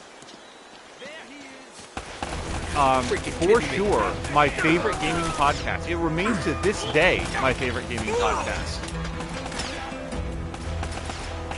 And in the final episode, they kind of talk about why, because what they do is they talk about the conversations that this cover is disintegrating. They talk about the decisions that led them to start doing a podcast in the first place, and how, yes, I see it. One of the things that they wanted to do with the series was give the listener a window into the conversations that they would have on the rare occasion that they got together in person. They would go to E3 together, and they would get together at California Pizza Kitchen, and they would have these just fun conversations about games they were playing and storytelling devices that they saw in games and the way that the industry was moving. And they realized that this would be an interesting... It would be interesting for other people to be able to hear as well, and they wanted to make sure that they captured that on their podcast. And in listening to it, like, I was aware of that, but in listening to that final episode, the last episode that they ever did, I became very much aware at how much it captured the tone of what I want to do here with you guys. Like, I've talked in the past about the degree to which I want it to feel like when you were getting together with your friends on the couch and sort of talking about games and other stuff while one or more of you might be playing a game, because you guys might be playing a game at the same time. And to sort of bring this back around to the question that I think Drienne was asking. Oh, and Azaric is taking off. Azaric, have a great, great night. So we're going to pause for 1 second. Mia's saying that she feels like I'm a little bit soft compared to the game. Now, that's easy to bring up. Let's see if we can do that right now. Azaric, again, thank you so much for your Outriders stream earlier in the weekend. All right, let me just bring that up a very, very small amount because it's very, like, we have the mic dialed down a whole bunch. And I hope that you guys will check out Azaric at Azarick. He is going to be doing, I think, a lot more of Outriders now that he's had a chance to check out the demo and confirm that it doesn't trigger his motion sickness at all, and I will very much be looking forward to that. Oh, and I will again say, Azaric has one of the neatest shout-out commands that I have seen on Twitch. I love the way that it brings up, it's sort of like he added like some emotes and stuff, but just the fact that it grabs the person's Twitch avatar and puts it up on screen, that is so cool. But one of the things that this goes back to Drienne's question. Oh, hold on.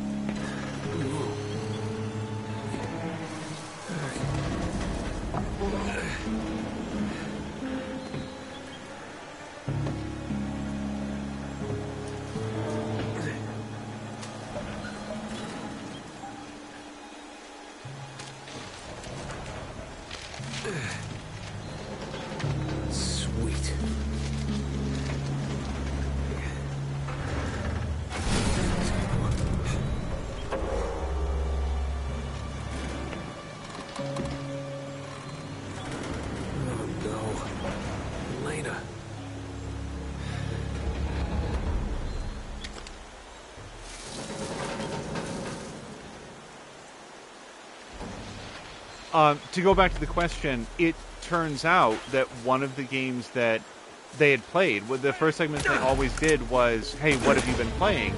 And... Okay. He's over there.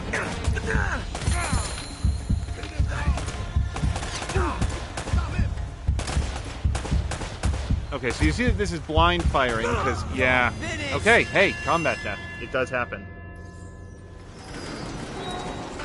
One of the games that they'd been playing is that Brandon Kikowski-Chanel had just been playing Uncharted 4, which had come out right around that time. And at the time that the final episode aired, I wasn't able to listen to that segment because I hadn't played the game yet. So I just sort of fast-forwarded through it. So I hadn't realized it at the time, but I actually had the opportunity to...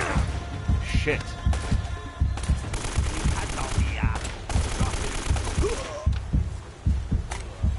Listen to a segment of the episode that I know now that I for sure skipped at the time, and listening to the way that was the thing about Jumping the Shark. They talked about games in the way that, like, man, that sounds like fun. I want to play that game too. And they weren't advertising, like there were games that they hated. Okay, just swing at the air though.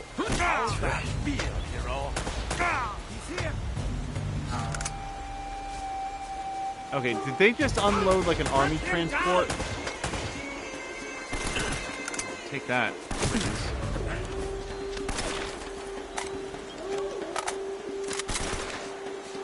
So that also sort of touched off my interest in revisiting the franchise.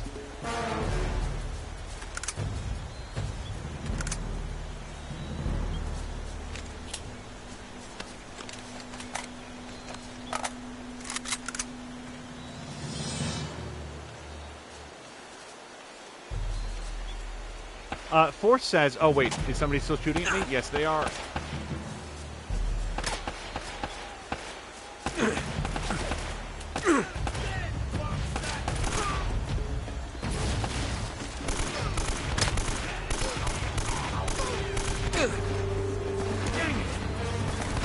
Okay, don't stand next to the explosive barrel.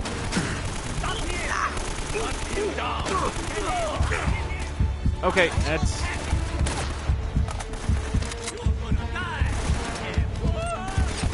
Well... Oh, it did get its cover. Okay.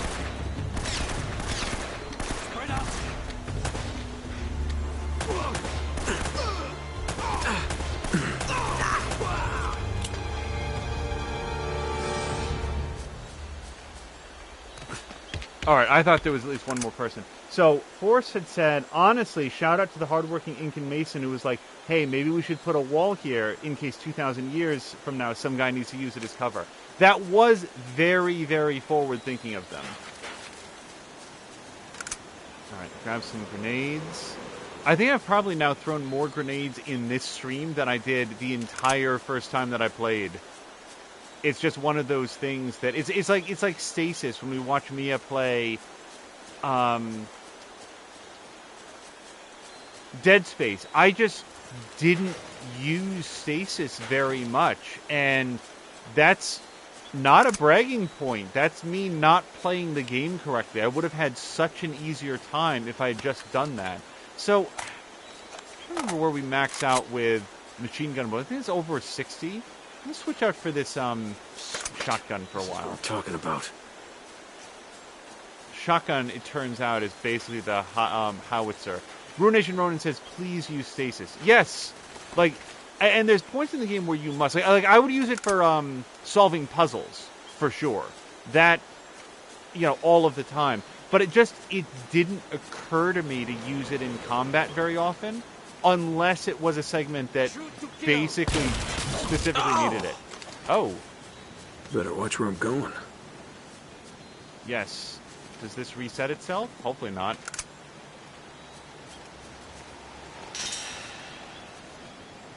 Hang on, Elena.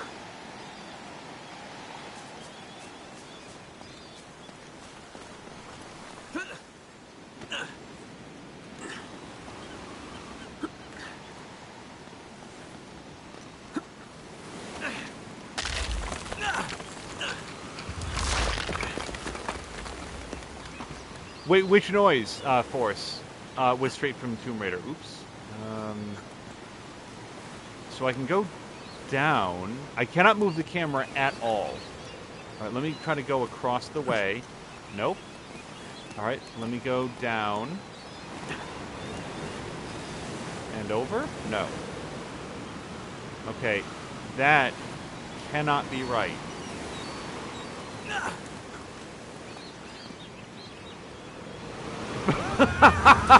No, it definitely was not right. Mirinda says Dead Space 1 had a problem I think so many games have recently. The basic gun is so good, why ever use anything else? There he is! Well, I think that was specifically a Better watch where problem I'm with going. Anthem, wasn't it? That in Anthem, people discovered that... Yep. Coming to get you, Elena. The first gun that you get in the game was substantially more powerful than even the rarest exotic in the game. Because it just wasn't balanced very well. So... Okay, let me come here. Oh, the, go, like, look at this noise. So, why can't I... Like, that line right there, which I can't really show off here. Oh, you know what? I just jumped to it from here, dummy. Oh, so stupid. Okay. Oh, jeez.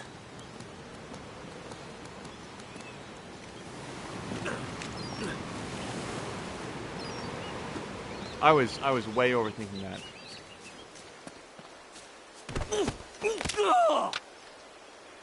Force says, I love that these two franchises just borrow from one another. Yeah, this game... I remember playing this and being like, wow, this is just straight up... Tomb Raider. Like, that's what I felt like. This is... Whoops! Yep, that's one of those tripwires that we saw earlier. Be careful of those. Watch where I'm going is what Nathan said to himself, and only to himself, because I apparently wasn't listening to him.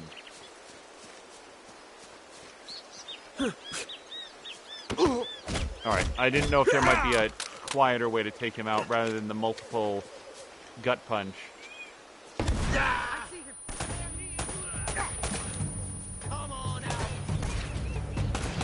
Well, I know I'm covered on my left flank because they're going to get spike trapped if they try to come in that way.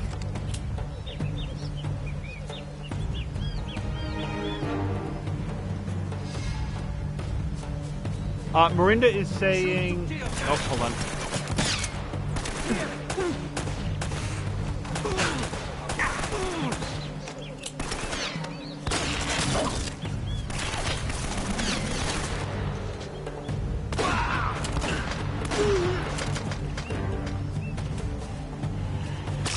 Oh! I did not see that. Whoops. Oh, well, there goes my stealth bonus. Thematically similar to Tomb Raider, but for gameplay, I thought Tomb Raider was very different. But the last Tomb Raider I played was Tomb Raider 2. Yeah, my point of comparison to it was... Yikes. Yeah, see, don't start this section by just firing a random bullet into nothing. It doesn't go well. My point of comparison was Tomb Raider Legacy and Tomb Raider Anniversary, which had enough similarities that it felt to me like the design mandate here was, what if Tomb Raider, but more third-person shooter?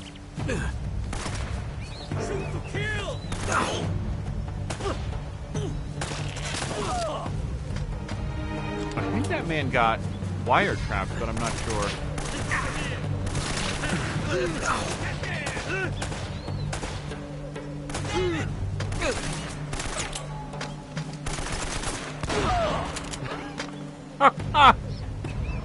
Oh, is Sam Lander turning in? Sam Lander, thank you so much, and I hope you have a great evening. Thank you for the Battletech streams, both varieties today.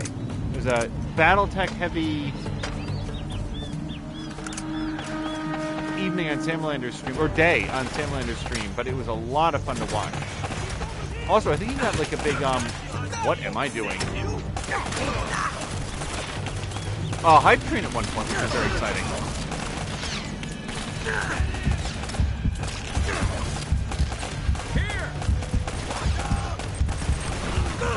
Oh, what?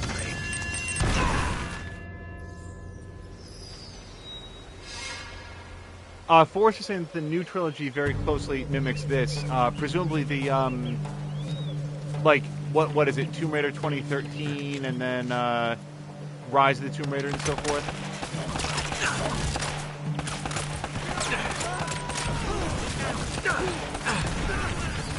That hurt.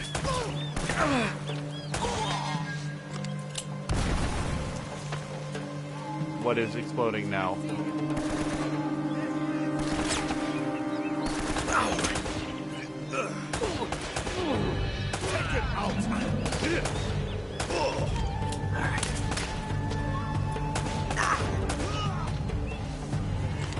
Okay.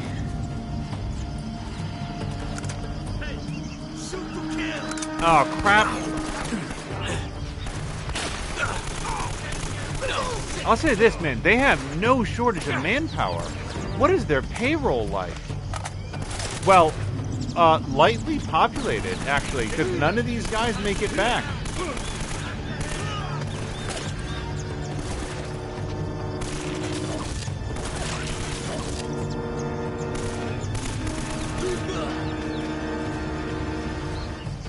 Okay, I am completely out of machine gun bullets. Alright, so we get the shotgun.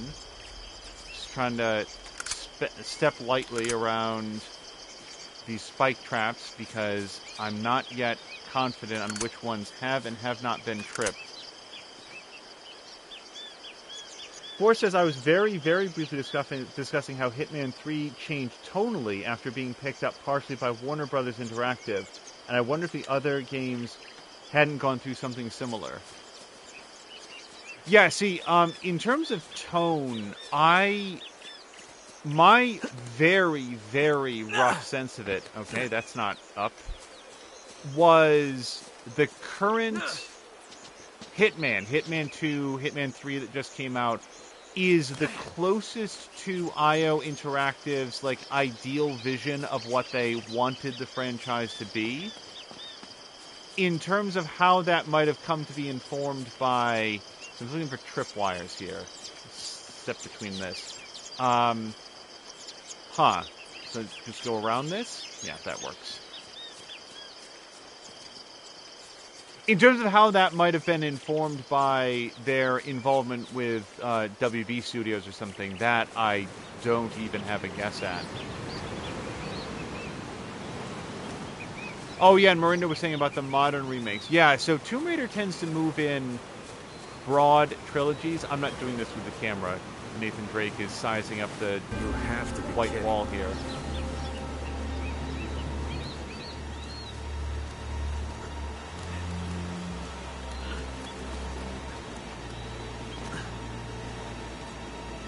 It has been now a very long time since I have played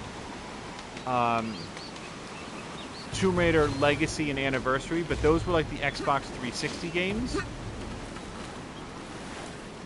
And then Underworld would have been the third one. But then that series was not picked up, and instead what they did was they did Tomb Raider 2013, followed by Rise of the Tomb Raider and Shadow of the Tomb Raider. And I have pretty good things to say about each of those games. Thank you. I do tend to feel like Tomb Raider 2013 was my personal favorite. That's not to say anything bad, anything necessarily bad against the other games, but I felt like 2013 had the clearest marriage of gameplay mechanics and story beats that they wanted to do.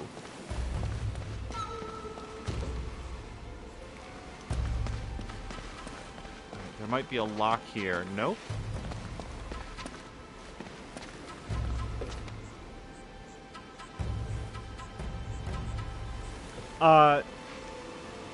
Moo is saying, Goofy's also commenting on Angel's character as scaling and shimmying along the wall, American Ninja Warrior. Yeah, I don't watch a lot of American Ninja Warrior. Oh, here it is. The camera is being very clear about where to go. Wasn't I just out here? From what I have seen of it is there's two broad types of people that get onto American Ninja Warrior. Okay. There's the people that go and they fail. Okay, I'm not sure if I've actually ever seen American Ninja Warrior at all, but it is based on something else that I know that I have seen, and I don't remember the name of it right now. And there were two broad categories of people. People who would go on and fail spectacularly.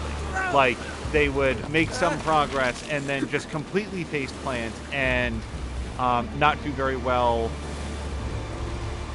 overall at all. It's based off of Ninja Warrior. Okay, that must have been the thing that I saw a little bit of. And then the second category of people is... Okay, but I'm not going up yet. No, there's reeds there. It's impossible to go up. I can't go... Wait, I can't go further down than this. I can't go left and right. I must just have to drop down to that ledge. Nope. Huh. Sorry, what I'm trying to get back to is the second group of people that go on an American Ninja Warrior are so good at it that they make it look like walking down the street. And if it wasn't for the first group, I don't think that I would have an... Oh, what is triangle? Alright, it'll hold me. I was not seeing that triangle at all. The microphone has a tendency to obscure the bottom left-hand corner of the screen, so what you guys were seeing as being very prominent and flashing, I was not perceiving at all. Yeah, if it wasn't for the people that go in and just immediately fall off, or like they make it a third of the way through and just like go for a tumble, the ones that do it well would have no context, because the ones that do it well is just like it's shocking how quickly and effortlessly they make it look, and it's not. Yeah, this guy has every right to laugh.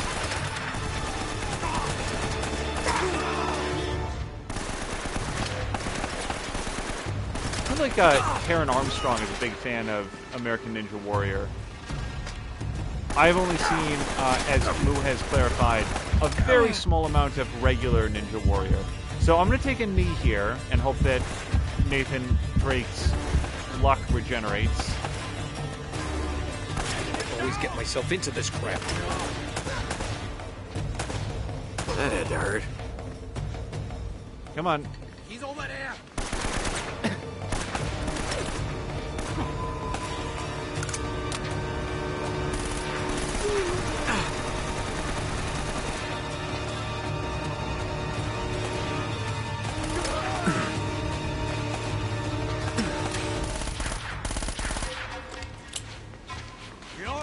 Yeah, where's that pistol back?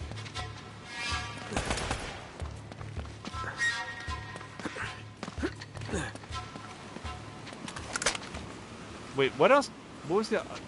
Oh, I had the shotgun. I got 12 shots with this shotgun. I'm going to hold on to this for a bit.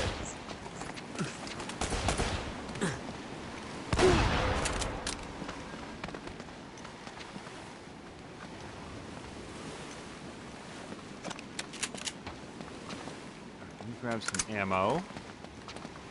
And I think I'm going this way. I'm not doing that to him. Let me head back this way very quickly. I just want to see if there's anything else I need in terms of ammo or special weapons. Now, Grumpy is saying that American Ninja Warrior takes itself too seriously. Moo is saying that they used to watch the original all of the time. And what did Miranda say? Oh, my understanding is that Ninja Warrior was a cooperative-ish experience, and American Ninja Warrior is more directly competitive. To which Groomfy says, absolutely. The original definitely had top regular contestants presented more as a group of friends lifting each other up. The American version is just WWE-level smack talk. Smack talk is so tiresome to me. One of the most embarrassing things that I remember from E3, and bear in mind, I'm talking about E3 right now, so, like, we have a high bar to clear for embarrassing. This was right around the time that Xbox Live voice chat was being introduced, which, I mean, that's been around for as long as Xbox Live has been. But Bill Gates was playing an online match against Shaquille O'Neal. But Shaquille O'Neal was using like a voice changer app so that he just sounded like a little baby or something like that. Right. And he was like constantly trash talking. And then Bill Gates came out on stage afterwards and said, "Oh, golly gee, I had no idea who I was playing against." And it was just so transparent. Like, Ubisoft trailers tend to be very embarrassing as well, but in a fun way. Like, their fake gamer chat is so fake and so gamer that it's funny. Like, it's enjoyable for how absurd it is. The Bill Gates thing was just embarrassing. Oh, there we go.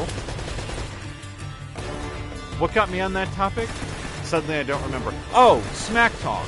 Yeah, because Shaquille O'Neal was just like smack talking Bill Gates, and it's like, you know, nobody wants to see this.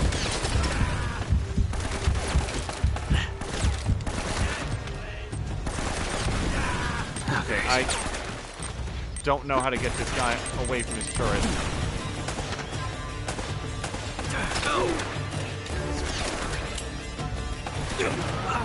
Okay. Stand over here for a second.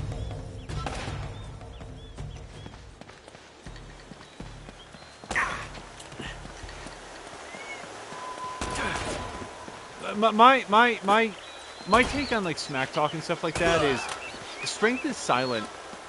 You know, if you have to tell everybody how good you are, if you have to tell everybody how bad you're going to beat them, how skilled and talented and how experienced you are, it just comes across as a little bit desperate to me. Like, at the beginning of this stream, I mentioned that when I had played Uncharted 2 and 3, I played on hard difficulty level. That wasn't because I was, like, super king Uncharted. It's because I had seen some reviews that said that the combat systems in the game really shined their brightest at a higher difficulty level. And that's why I did it there. And my mostly point... Oh, Ricardo, have a great night. Mostly my thought in bringing it up was only that if this turns into a franchise playthrough, I will be playing on normal difficulty level.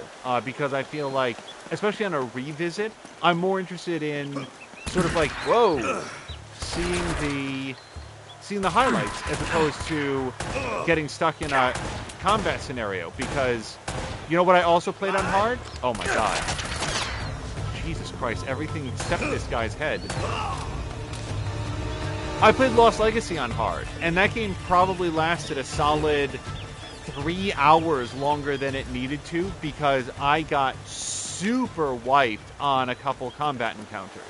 And in retrospect, I could have just played on normal and had a smoother time of it.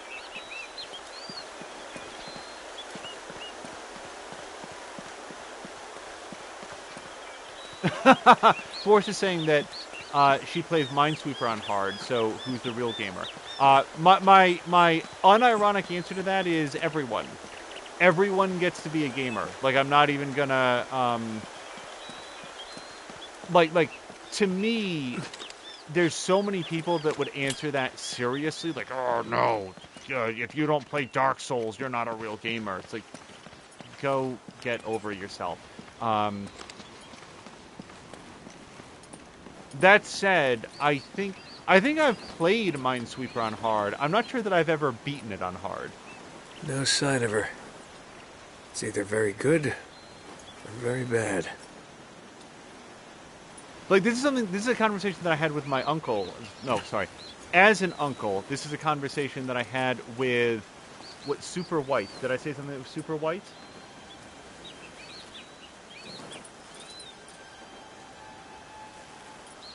Wait, what is Super White? What did I... Honestly, I don't know what I said now. But, whoops. This is a conversation that I had with my nephew. Oh, Super White! Yes, that's what it was. What did I say that? Oh, in Lost Legacy. Yes. Oh, gosh. So that is a full playthrough that you guys can see up on the channel. If you are so interested, jump.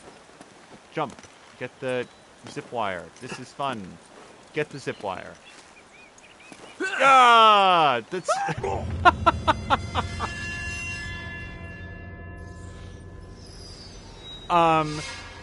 Yeah, in particular, there's like a section with a helicopter where I must have died 15, 20 times because on hard in these games, like you stick your head out, you can take fatal damage very, very easily.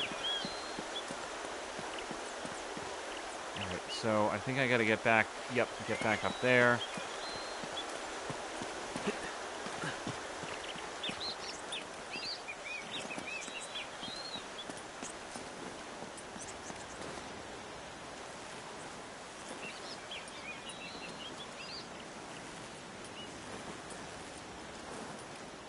Force also says, as someone who has over 2,000 hours in Sims and SimCity clones, when people tell me I'm not a real gamer, but I play casual games, I just go, oh, okay. Yeah, like Force, you were playing City Skylines the other day.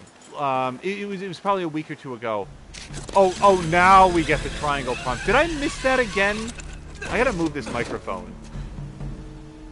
Elena. What the hell's she doing? Hello? Buka Pintu! Siapa ini? Bicara sekarang. Ah, crap. Sialanlo! Cepatan, buka pintu! Ah, tai! It worked! There he is! Up there! Get on the gun! Oh, boy. Okay. Oh, God.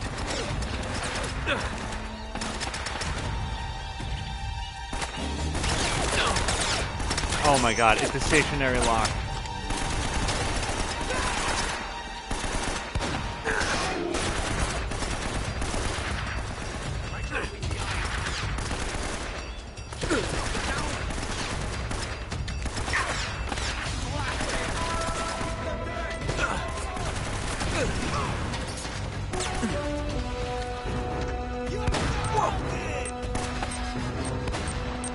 Yeah, case in point, that grenade went up.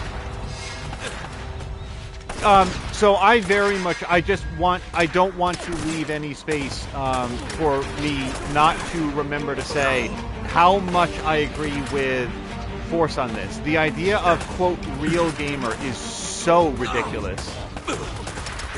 Fucking A. Okay. Here we go.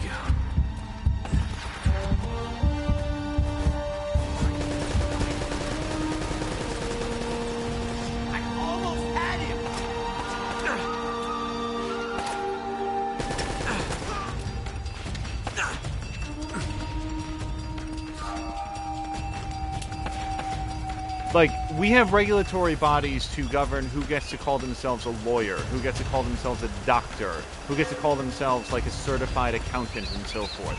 That's because those are professions that have, I do not know where I'm getting shot from.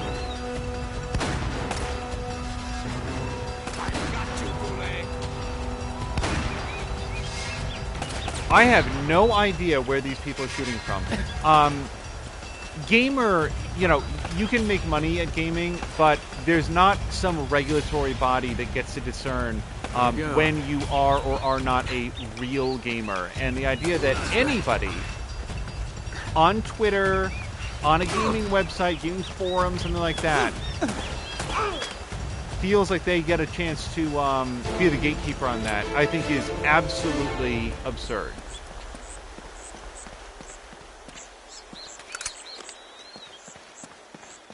If you're good at games, great. If you take pride in how good you are at games, okay, that's cool as well. But as soon as you allow that to slip over into gatekeeping and saying, now I am the one who gets to, I am the licensor for who gets to pass out the real gamer cards, and unless you meet these criteria, you are ineligible. No, you're just a jackass at that point. Among other things, there's so many different types of games. I am enjoying this. I'm not acquitting myself with any particular... Okay. Freaking kidding me.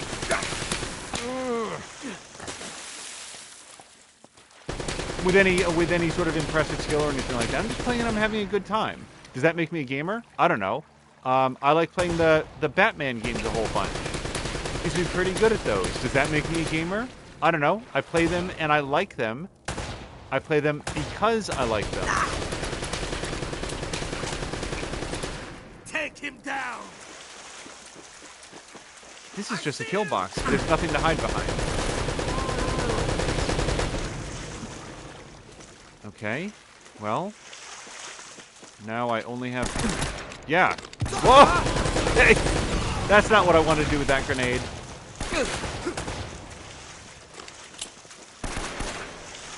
And yet I was successful.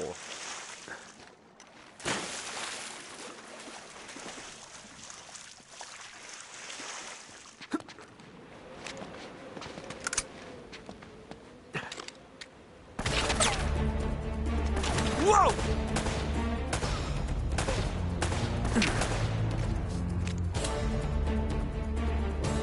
I wouldn't mind killing this person so that they're not shooting me from behind later on.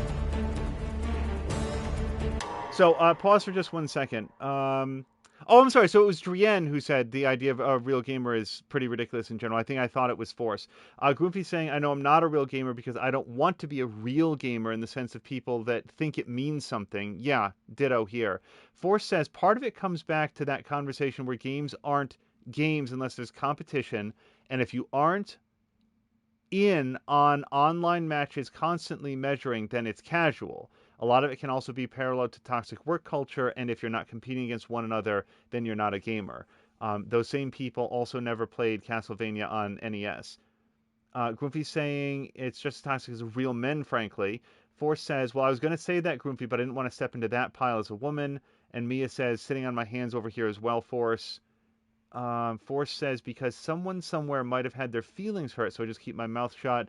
Groovy says, or real Americans or any type of real. You know what? Yeah, sorry. I'm gonna give this a wide berth, but one of my all-time favorite, and I want to make sure you hear the air quotes around that, Sarah Palin quotes, was when she would go around and cheer on the crowds by talking about how great it was to be able to visit these little pockets of real America. That was her phrase, the little pockets of real America. Apparently, to her, real America has now been relegated to very small pinpoints of light in this very large nation, and real America is now such a tiny minority that you have to go to towns of 800 people or less to find any evidence that it exists. That was her saying that, which seems incredibly bizarre, but it goes to the point that Groomfy is making. As soon as you get to talk to who's a real fan, who's a real anime fan, a real gamer, a real sports fan, it's like, who are you to judge? I've said this before, and I will repeat it again. I have been playing games a lot since significantly before most of the Twitch user base or viewer base was born. And if I don't get to gatekeep who qualifies as a gamer, then I don't know who does. And I don't get to do it, so I don't know who does. My position on this is Could use a good plumber. plain. If you enjoy playing a game, then you are a gamer. And by the way, the point where I was going with one of the other things I was going to say is that, like, you know, I talked about some video games that I like to play. You know what I'm really bad at? Card games. Does that count? Like, card games are games, at least as far as I've ever been informed. I'm terrible at those.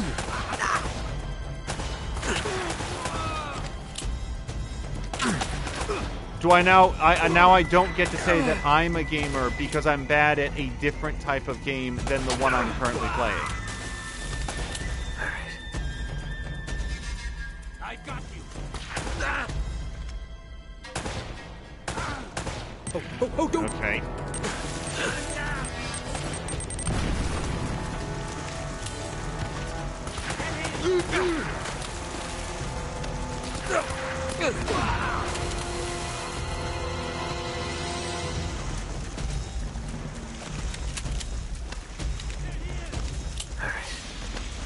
He's over here. Whoa!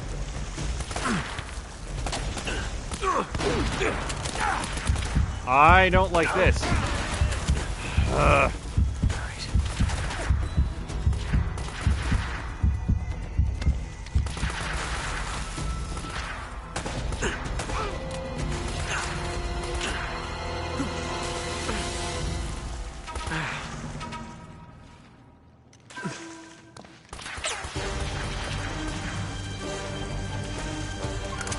Okay, we got a different gun, I think. No, we don't. I really want this guy to stop hitting me.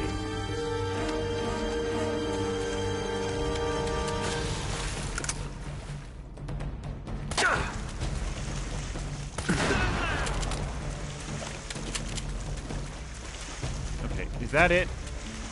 He's over there. Nope. He's over here.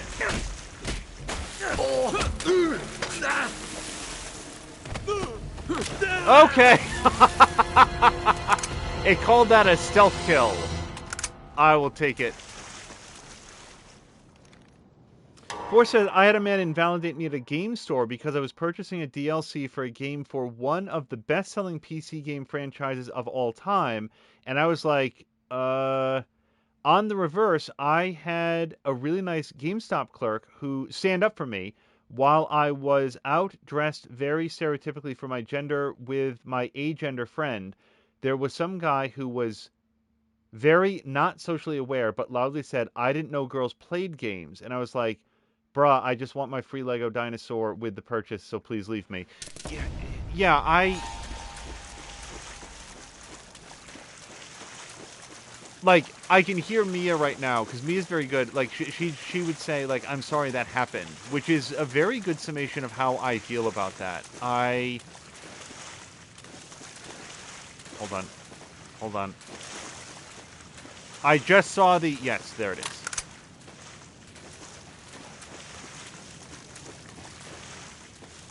Here's I think my very rough takeaway is everybody feels that they have been into a situation where they are unwanted, where they're unwelcome, they're out of their depth, they're not welcome or wanted there. And some people experience that and say, wow, that feels terrible. I don't want to make other people feel this way. And other people take that and they're like, well, then I'm going to be the gatekeeper. I'm going to be the one who rejects others. I'm going to be Calvin from Calvin and Hobbes and create the gross, the get rid of slimy girls clubhouse that only me and Hobbes are allowed in and no one else, and I will be, Lord High Council of this secret society. And that second group, man, you guys gotta change up your priorities.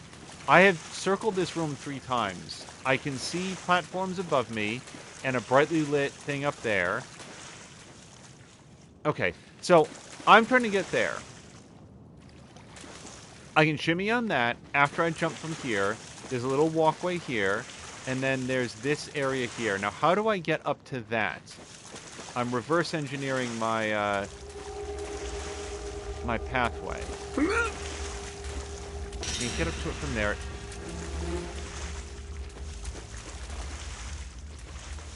Just up here?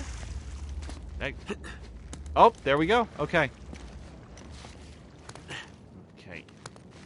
Try that again.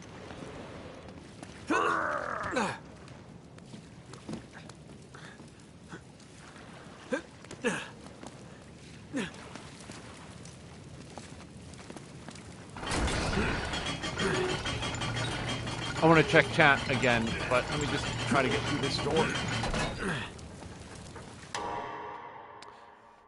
Drian says it happens in other geek hobby spheres as well. I started playing Magic the Gathering back in the early 90s. Then, decades later, I'm in a store that sells singles and purchasing very specific cards for a deck I'm building. Sure enough, a man walks over, stands too close, leans in to look at what I'm buying, and starts telling me the disadvantages of the card, what I should buy instead, and how I should use it. On the flip side, the lamest flex I have is that I was offered a job on the spot at a GameSpot because I was able to explain the difference between Dark Souls and Telltale's The Walking Dead off the cuff to a fellow customer.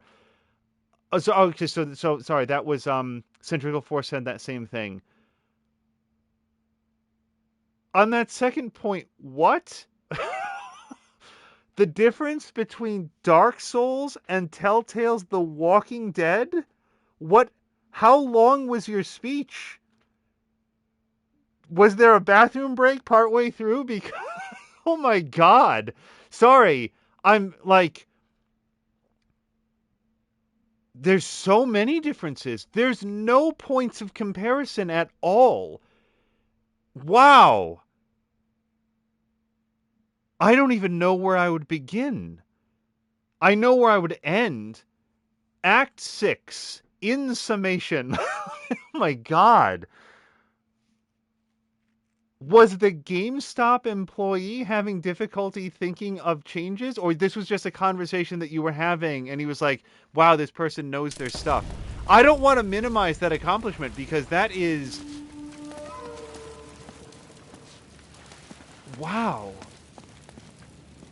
He got huffy. Wait.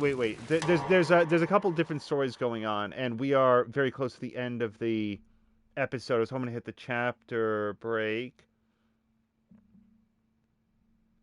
Yeah, there's lots of purple.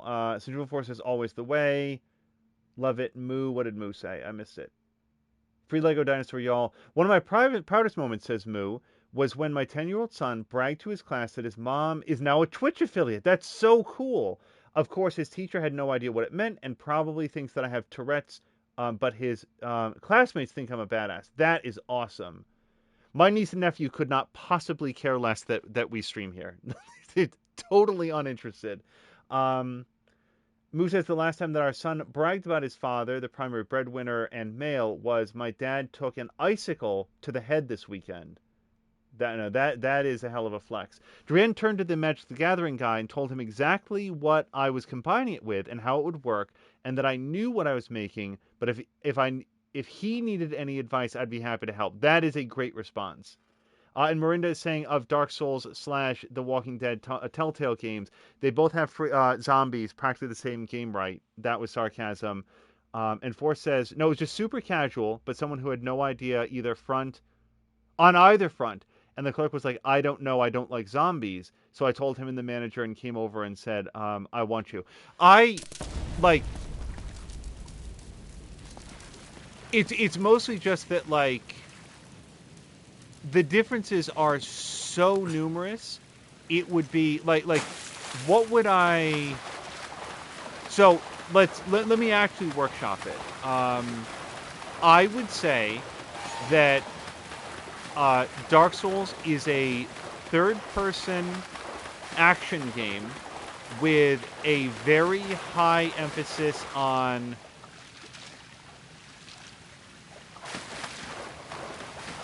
tactical combat in terms of managing your weapon swings and your stamina bar and so forth, and that it is known for a very, very high degree of challenge. It's a very, very difficult game. The Telltale Walking Dead games are primarily narrative-based that are designed to make you a participant in a story. Hold on, surely I can climb this thing. Look at how pitted the base is. To make you feel like an active participant in a story where the narrative decisions that you make in dialogue are reflected in the way the other characters talk to you and treat you, and sometimes it impacts the story outcome. And I would probably emphasize to that person that they are as far apart on the spectrum of what qualifies as a video game as you can get and still be two very high quality products. I would also throw in there for that person's benefit that I like the Dark Souls games, Dark Souls, Demon Souls, Bloodborne. I have not tried Sekiro yet, but these, I think we're filling up the chamber with water. These games are not for me. I'm glad that they exist for the people that like them, and I very much like the Telltale Walking Dead games and am less a fan of the From Software games.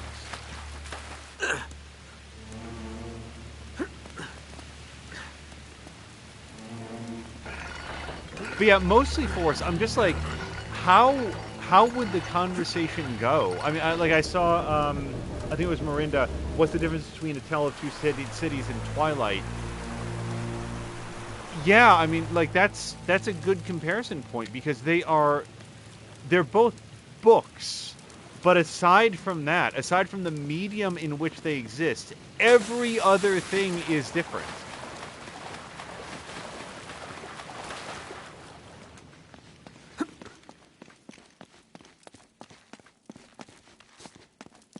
Oh, there's our chapter break. So that is actually a very, very good place to call it because it is just after 10:30 here in the Eastern Seaboard. And if we save it right now, I had a lot of fun playing this, and I am inclined to pick it up and continue some more. I don't think that'll be tomorrow. Tomorrow will probably be a return to our regularly scheduled Red Dead Redemption 2. Also, it occurred to me that another thought in Drienne saying, what made you pick this game up? To be frank, I miss hanging out with Drienne and Mia. I'm always very glad that we have folks like Force and Groomfy and Moo and Samalander and Azaric and Caroluna will stop by. Mirinda, I don't know if we've seen Mirinda in here specifically for Red Dead, but Red Dead is a game that not everyone has been able to hang out and participate in because they're intending to play it themselves. And one of the major advantages of Mia's style and Drienne's style of doing sort of variety streaming on different days of the week, like the Geek Pantheon does this as well, is even if I don't feel like I can hang out for like a stream of The Medium, for example, I can always come back around when Drienne is playing Horizon Zero Dawn because I already played that game. So I get to hang out and read the chat and enjoy the adventures there. And here's a game that I felt like more people have played or are unlikely to want to play. And like for Mia, like this game is not available on any platform that Mia has, so she can't play it right now. And I thought it might be fun for her to see some of this gameplay and encounter the characters and see the story. And that was sort of one of the thoughts for it. So I'm very glad that everybody got a chance to hang out today.